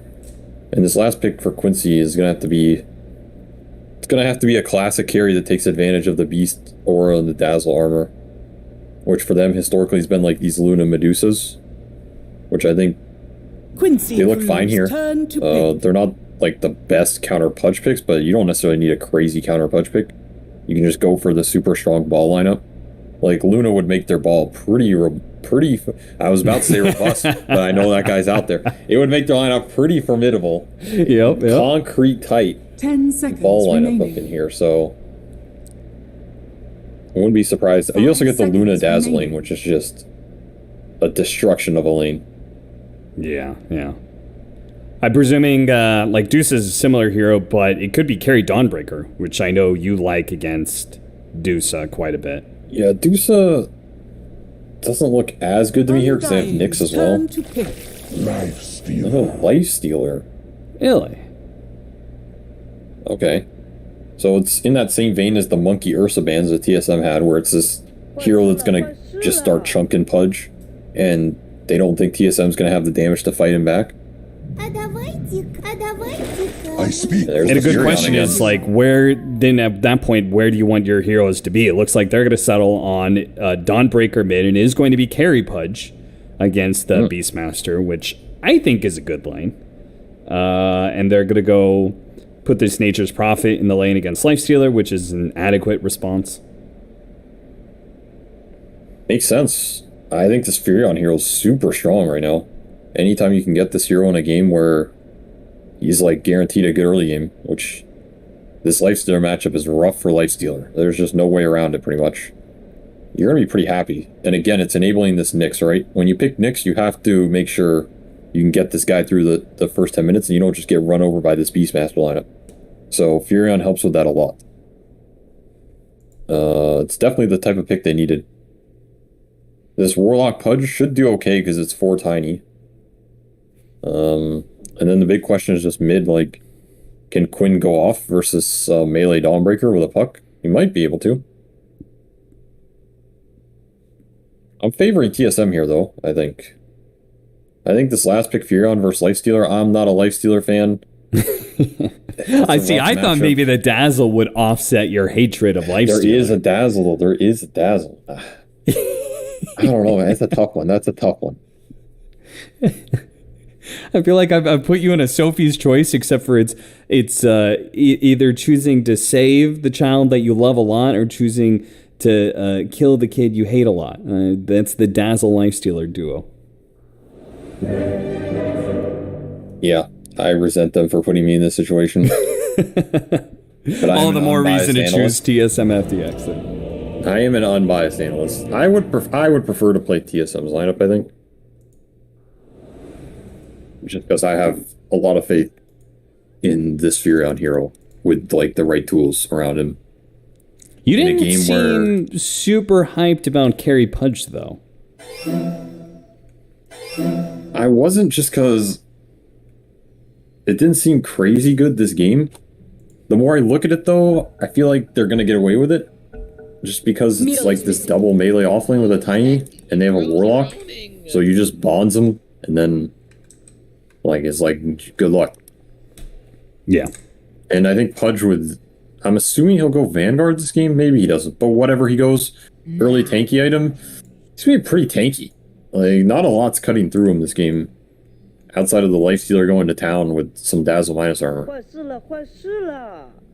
And there's a lot of team fight. I mean, you have Dawnbreaker Warlock behind him, so... I think they did a good job of making... like, rounding out their lineup with these last two picks. Making sure they don't fall behind in the tempo map control type area, and that's my concern with the Pudge Beastmaster lineup, or matchup. Yeah, I think, I mean, when it comes to lane, Flesh Heap, Beastmaster is multiple instances of damage, so I think Flesh Heap becomes pretty value. You get a Shadow Word, I really don't think you can be threatened too much. They've got combination of Shadow Word, Heal, Chaotic Offering, and the Dawnbreaker Ultimate. If they ever try and turn and go on the Pudge, that feels like some pretty strong team fight to me. I don't know. I feel like I agree with you. I think they set up this carry Pudge for success. Holy smokerinos, bros! That was epic. And if they can win that initial fight, then you're just free to chase down extra heroes from there, right? It's like Dawnbreaker, Nyx Assassin are good chase heroes. Maybe there's a good upheaval to catch an extra hero as well once the team fight's broken. You know, it's I could definitely see a situation where the overwhelming strength of Pudge when he gets Aghanim Scepter just breaks Quincy Crew, and then it's just a free for all for how many heroes can you catch at that point. I can see as well. I can also see a world where this Beastmaster goes ham with the limited interaction with the summons they have. Like, that's the downside of... I mean, there's a reason Quincy picked this beast. And part of it was they saw Nyx Warlock support duo. These two supports don't really do anything to him in terms of interacting with the Helm of the Overlord or the Boars. So Quincy forces the right matchups on the map. And they get, like, proper skirmishes going with this Puck Beast combining with the faster... I would argue Tiny Dazzle's a bit faster than Nyx Warlock. You know, if they can get some of this going, get some level advantage, I could see them snowballing through the Puck Beast and putting themselves in a decent position. Yeah. For me, it's the Puck for Quincy Crew. I feel like this is a game Quinn... I mean, he's put into position... He's playing Puck, one of the most OP mids of the game right now. And the battle begins. Also after kind of what was a rough game 2 for him. So... And I also think this is, like, not a free Puck game, but a game where he can set up a lot of kills. Like, Puck Tiny running around, killing things. These Warlock and Nyx Assassin, Nature's Prophet aren't going to have, like, the immediate response to them, so... You can definitely go ham. You can also win the rune battles versus Dawn with Orb. Yeah, it's true. So this is a game where he, in theory, can get pretty reliable power runes. I like it always comes back to runes for you with Quinn. I mean, they're really strong, and especially on a hero like Puck. If you're looking for this Puck to build the tempo for this game and kind of put Quincy in a good position going into that 15-minute mark, power runes are the best way to give him the chance to do that, right? That's why I think about it. Yeah. And Quinn's a player who likes to do those things, so it's also very useful for him. It's not that he always needs them, but it's he's a player that will take advantage of them a lot more than maybe other mids that are farm heavy. So that's why I think about it, you know? Dire's Power turret runes has are been called killed. power runes for a reason, Cap. They're not called Weak I don't know, runes. wilting runes, you know? Oh, I say that and, what? First lights. I mean, the level 1 interaction went really poorly for Quinn. He was trying to get the range creep, and he got hammered and took a ton of damage off of it, but I did not expect an early first blood. Bryle. I mean, he's huge. shown up today in this series, I feel like. And this is the abuse you can do to Puck, right? You have huge base damage advantage, huge armor advantage. Puck has 1 armor. These physical heroes destroy him in the early waves. This is the downside of this hero, and Bryle is taking him to town, man. Yeah, and with that early first blood gold that he gets, he's going to be able to get the bottle and a stick coming in his way, so he's going to be able to get the mana regen to continue. I mean, that's a big problem for Dawnbreaker, right? Is you, like, your combos are strong, but you run out of mana pretty quickly. But thanks to the sustain offered by an early bottle and wand, he's going to feel pretty good keeping the pressure up on Quinn. Even if he just free farms the Slain, I think he feels pretty good, you know? Especially with faster level 6 he's going to get. The faster level 6 can have a huge impact on one of the side lanes as well. So it's a very impactful first blood and a solo kill on top of it. Meanwhile, these side lanes are really going great for Quincy. Because Furion's free farming, as he probably will no matter what. Nyx is just messing around with him, and bottom, again, double melee offlane for Quincy. They're pulling.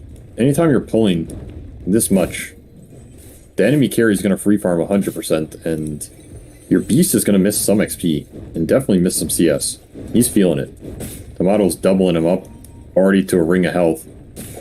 He's hooking creeps. Yep, that's the bonus farm that a Pudge gets, whether it's mid lane or carry.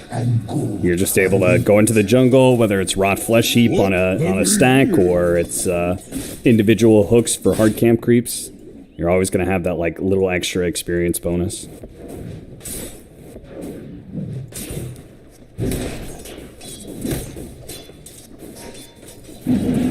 Or bulls. There's a small camp up though.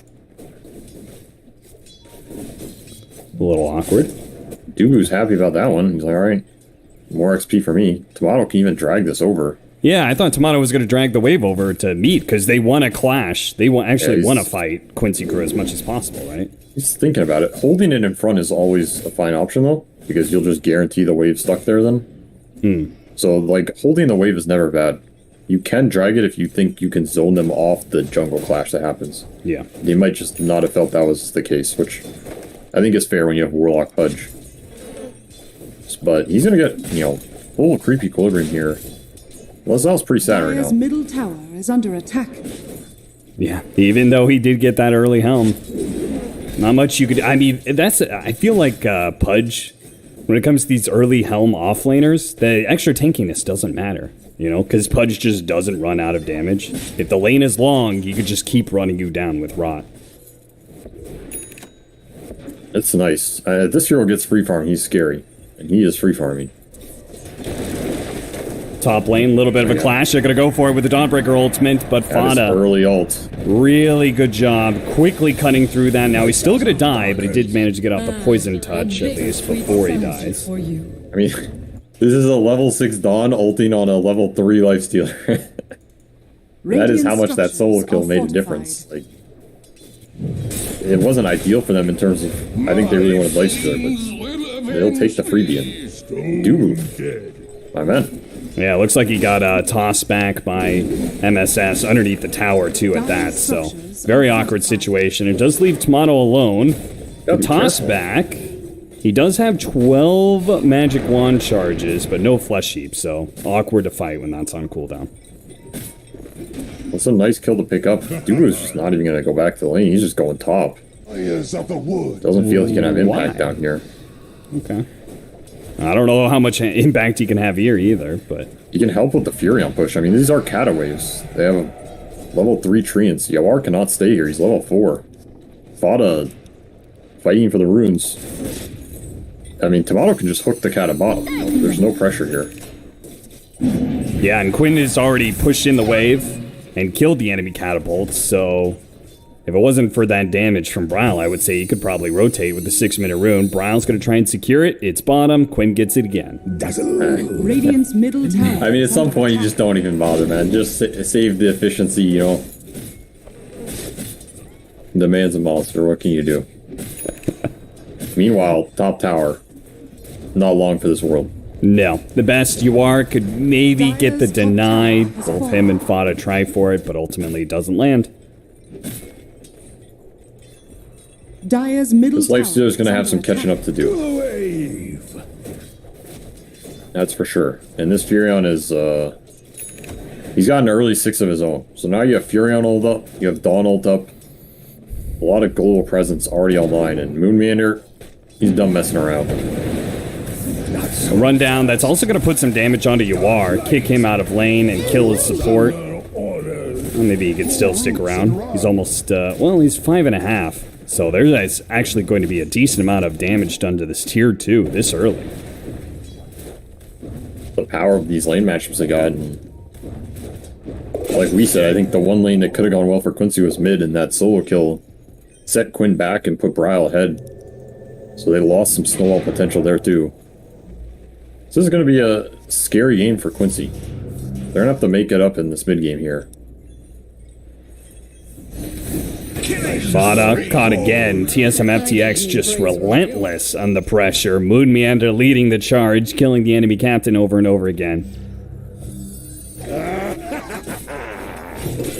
Fada's having a rough one. There's no way around it. And Saberlight, he is Russian Orchid. This is designed to make Puck's life miserable. Puck's life miserable. It also leads an opening to be able to catch the Lifestealer. At any point in time, you could just teleport into the trees next to him wherever he's farming. And then, you know, from that tree, surprise him with the Orchid. Donald, flipping him. Yeah, gonna be able to catch him. Moonmeander, setting that up with the Impale. Very nicely played. That's going to be the even more annoying thing about this game for Quincy is if they can find those small openings, there's always this Donald sitting there ready to just counter-initiate the damage, because there's not a huge amount of damage coming out in this early game. Blazlow's farming up some stacks. He's on, you know, mode to recovery here in terms of XP. He does have his helm. The stacks will go a long way. We'll see him apply the pressure, though. I don't think this is a game where you want to just sit back and farm versus TSM lineup. A very scary lineup to sit back and farm against. Well, I think they're about to hit their timing. I think Quinn just bought the Witchblade. He's been pretty adamant about finishing that item before he rotates. And now they're going to go for it. Smoke rotation. MSS and Quinn together going to run into Tomato. He was already TPing. Yeah, he knows. Is it going to be enough to save Tomato, though? The Flesh Heap has already been put onto cooldown. That is very awkward. Boy, they do have the Furion coming into play with the Vanguard, keeping him alive. The axes are going to come through, though. Quinn, got to be careful of the Dismember. It's coming up. Hook, hook, hook. Not going to be thrown just yet, and Tomato will eventually get burned down. The Primal Roar to finish him off. Now Saberlight's going to be up next. He gets run down by Leslau. Moonmeander goes for the TP out off of the Spike Carapace, and there is no stuns to stop him. Even though TSM FTX seemed to know about that rotation, it still goes wrong. It seems like Quinn, with the Witchblade timing, just was able to play it right. Gets a ton of damage out. Otto just couldn't get any spells off. No hook, no dismember. Quinn played that sequence pretty much perfectly. Kited him out, silenced him out. Let the Witchblade do the work over time. Yep. Yeah, TSM had the right read. Just not enough gas in the tank. But the Dawnbreaker ultimate's gonna come in and stop Leslau from being able to TP away. So while, you know, he did manage to get that kill and a decent fight earlier, TSM FTX very quick to respond. They like to keep a fast pace, it seems, this game. That's gonna be a hard death too, and the TP out, losing all his creeps. Has to walk from base as a Beastmaster. Might even just lose his offlane tower here. This is not the type of game progression you want for this hero. He can function from the aura buff standpoint. Maybe they can fall back on that. Not ideal, though. I mean, how often do you see a Beastmaster lose his tower before he gets the enemy tower? It's a bad sign. It's a bad sign. they're not super far behind. I just feel if you get out of the early game with Nyx Warlock, you're in a leading position. You've got to be pretty happy. Like, these are generally slow supports. Nice catch. Yeah, there's a Vendetta down. Yeah, they were... I mean, that was kind of greedy of Moon Meander, as it was. They were using the treants to block the camps. And so it made sense for Quincy Crew's side to be, like, looking for sentries blocking camps. They already had a couple of sentries laid out, so Moon just kind of walking into that area. Dire's middle tower is under attack.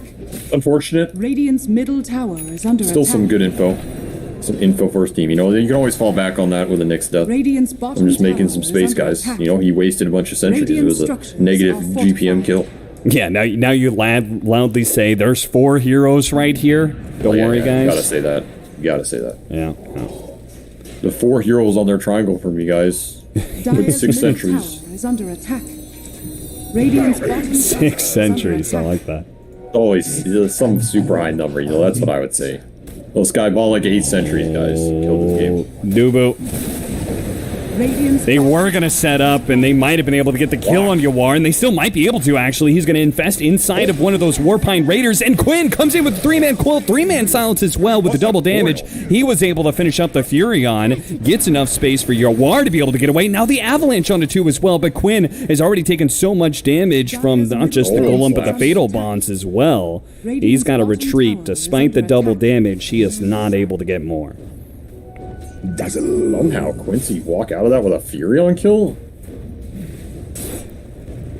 I guess that infest was a value infest and a half right there. Yeah, seriously. Dire's Also top double tower damage is under puck coming in, attack. 3-man coil, 3-man silence.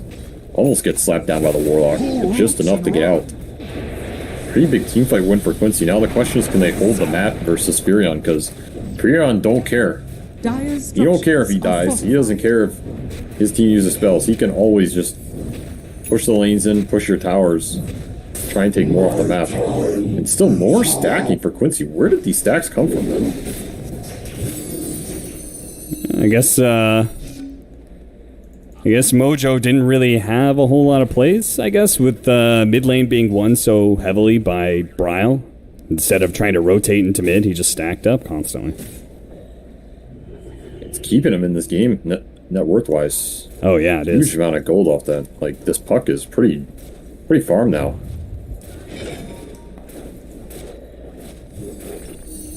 This is the Orchid Furion window as well. He rushed this. He really wants to get into these fights, Orchid this puck and kill him. That's the highest value target you can get. You can also Orchid this Dazzle to secure Radiant's middle no tower save coming is out. under attack. And of course, Dire are scanning. Another a one. nice little haste.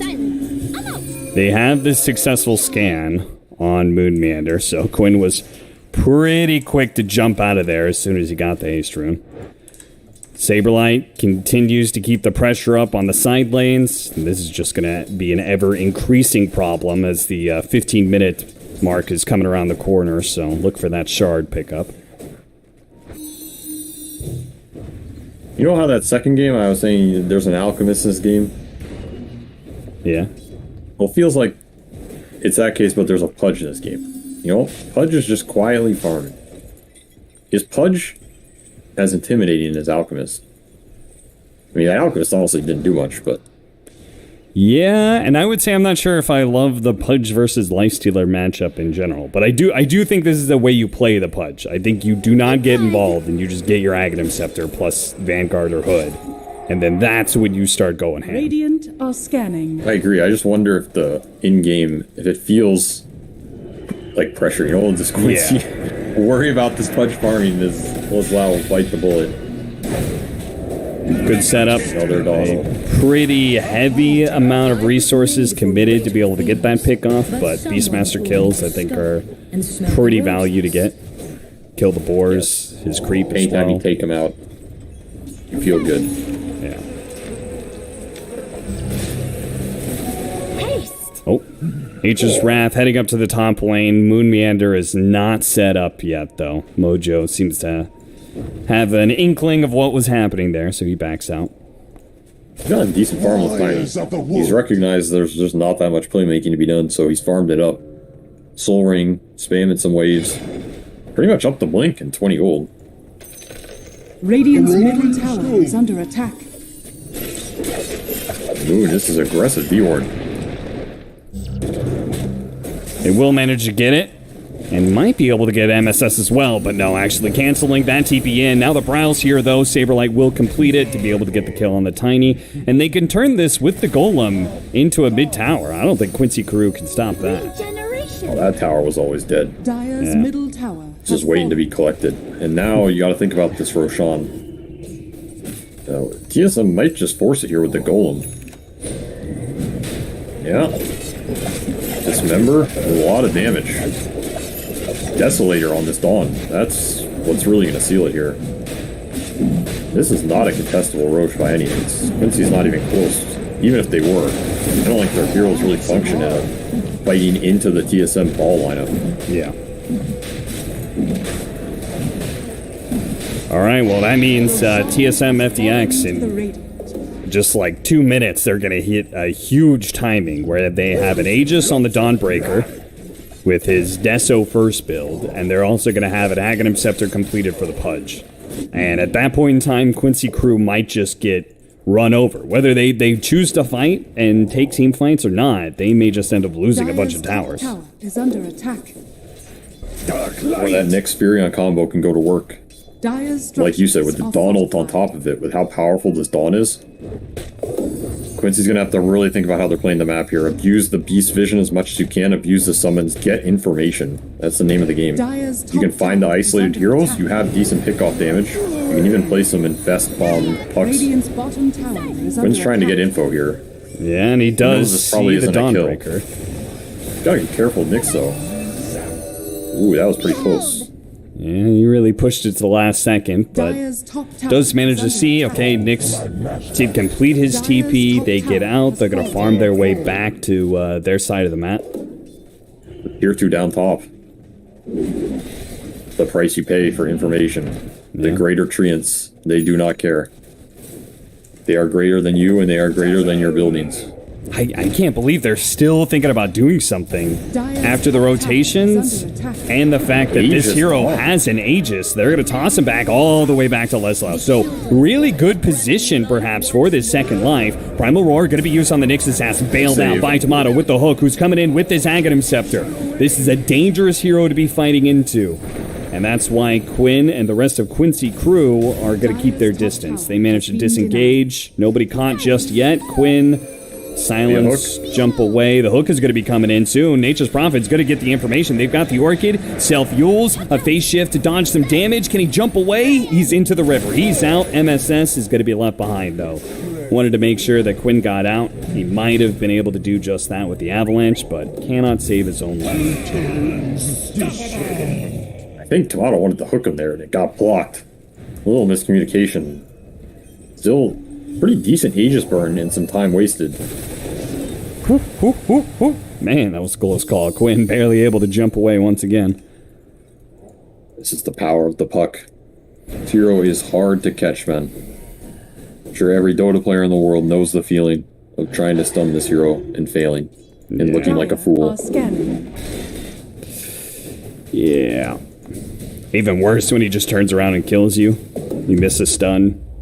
And we don't talk about those who don't talk about That's this. fair, that's fair. Enough embarrassment going around today. Alright, Yuar's got Deso Armlet, so he is at a point where his single target damage is pretty scary. I do kind of want to see him try and lay into Pudge and see what that looks like. I have a feeling he's not there yet, but... they might be there with the double damage puck, though.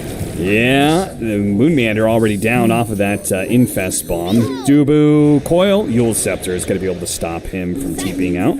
So they get both the support. It's a good start for Quincy Crew as they try and reassert some map control against this Nature's Prophet. Dire's top barracks are under attack. Nice double support pickup. Nice little tiny Infest Bomb. They did lose a Rax. Whoa, they did. Holy shit, they did. So that's not great. And that's why this Furion hero is really strong right now. because these treants, I'm gonna just say it, they fuck shit up, Cap.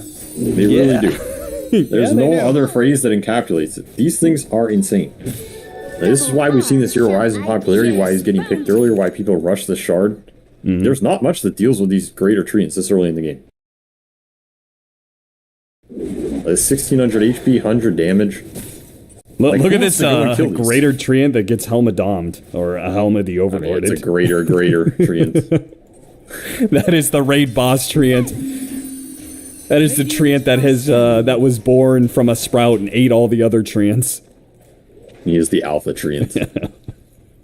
Moon Meander, Dubu, and Tomato moving around a 3-man smoke. They've got 2 different global heroes, so this is effectively a 5-man gank. A toss over onto the Warlock to start things off. A hook gets him back into position, but Yawar is right next to him. Golem goes out. Now a grab from Tomato onto this Lifestealer. The backline is being interrupted as well. They've got the rage already done for. Yawar needs to be able to jump away. The Infested, 1 more second and he can't get it.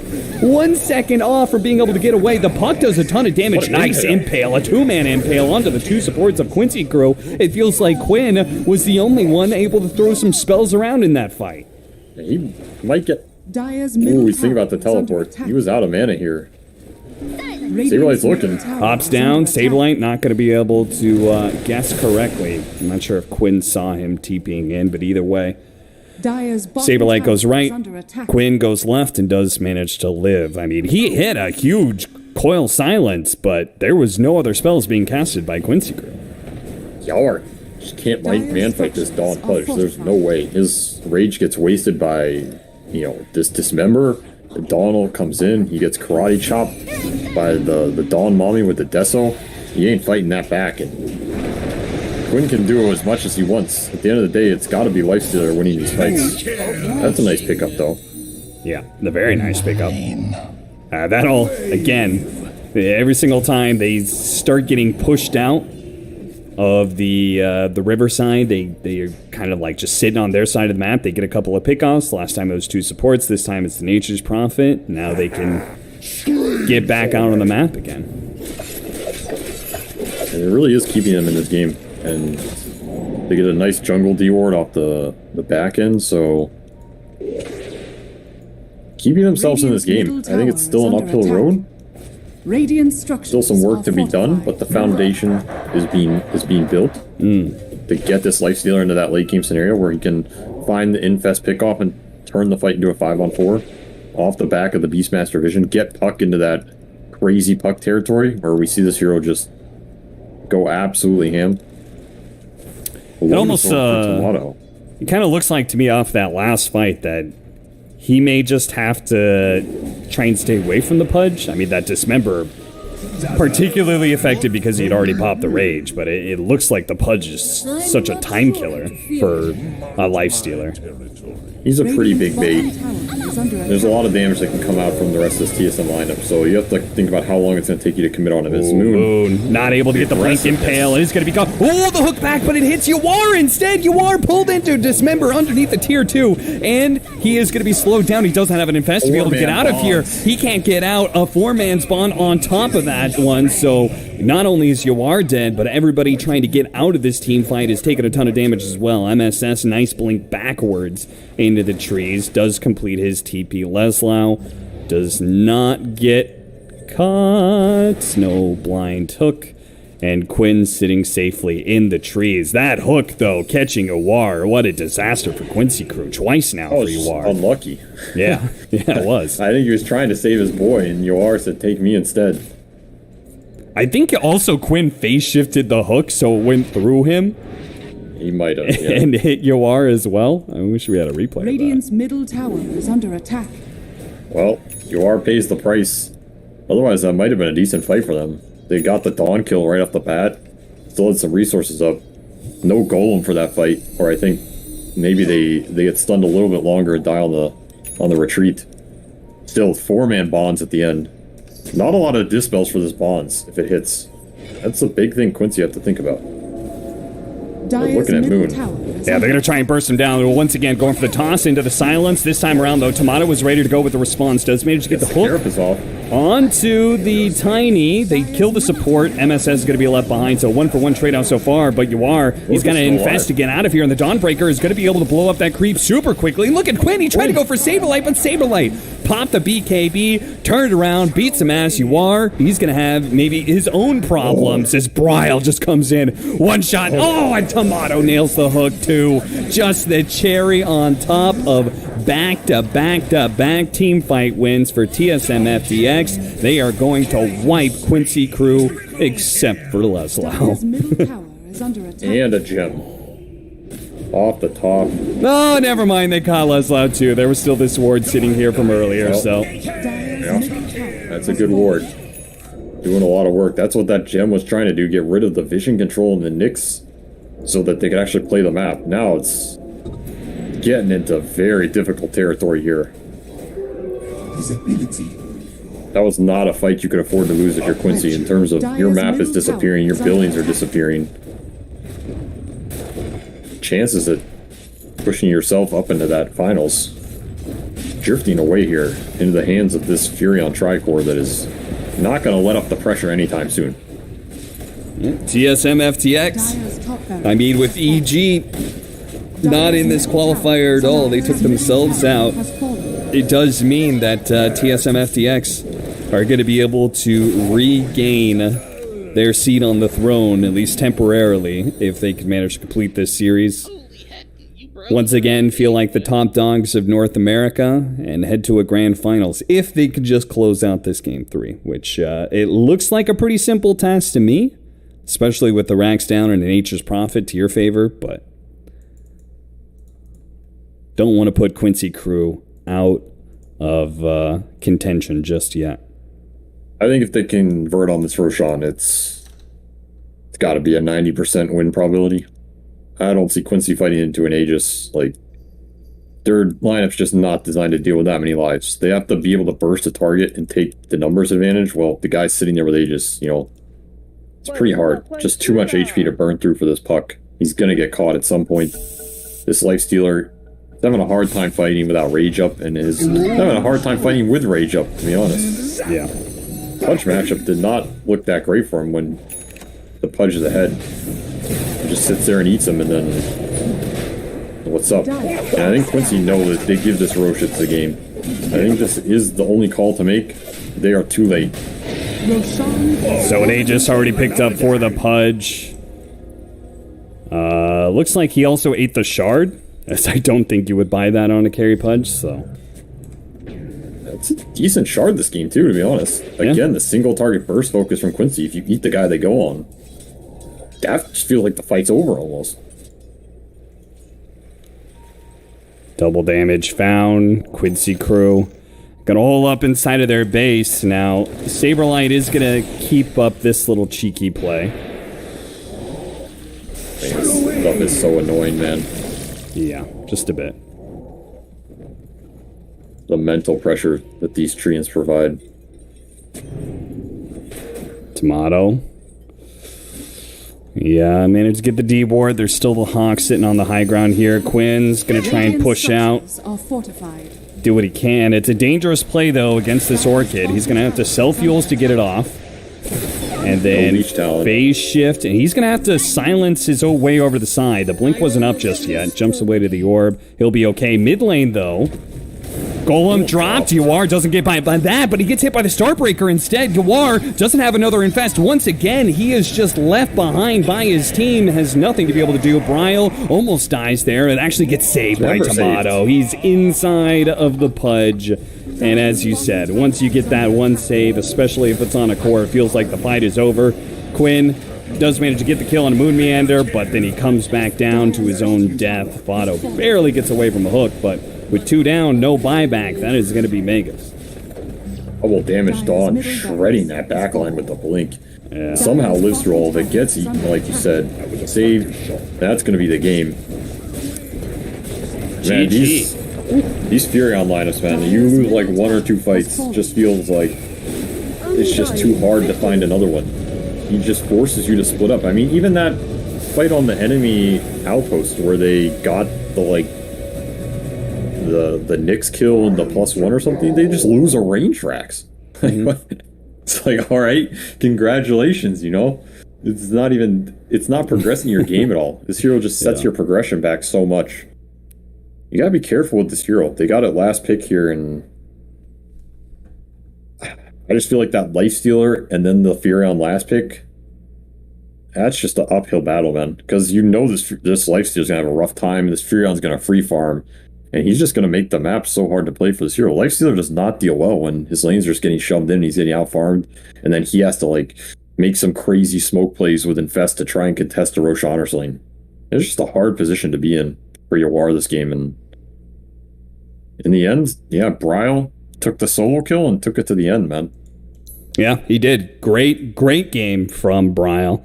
He has certainly been on a long road of improvement. He's been looking very good, I would say, this last year and a half, and helps lead TSM FTX to a comeback in this series. They managed to take it 2-1 against Quincy Crew, meaning they're going to be heading to the grand finals. Quincy Crew is going to be dropping down to lower bracket, where they will await the winners of some of the matchups that are currently going on. They've got, on the other streams, we've got Nouns versus KBU, Wildcard versus Alpha.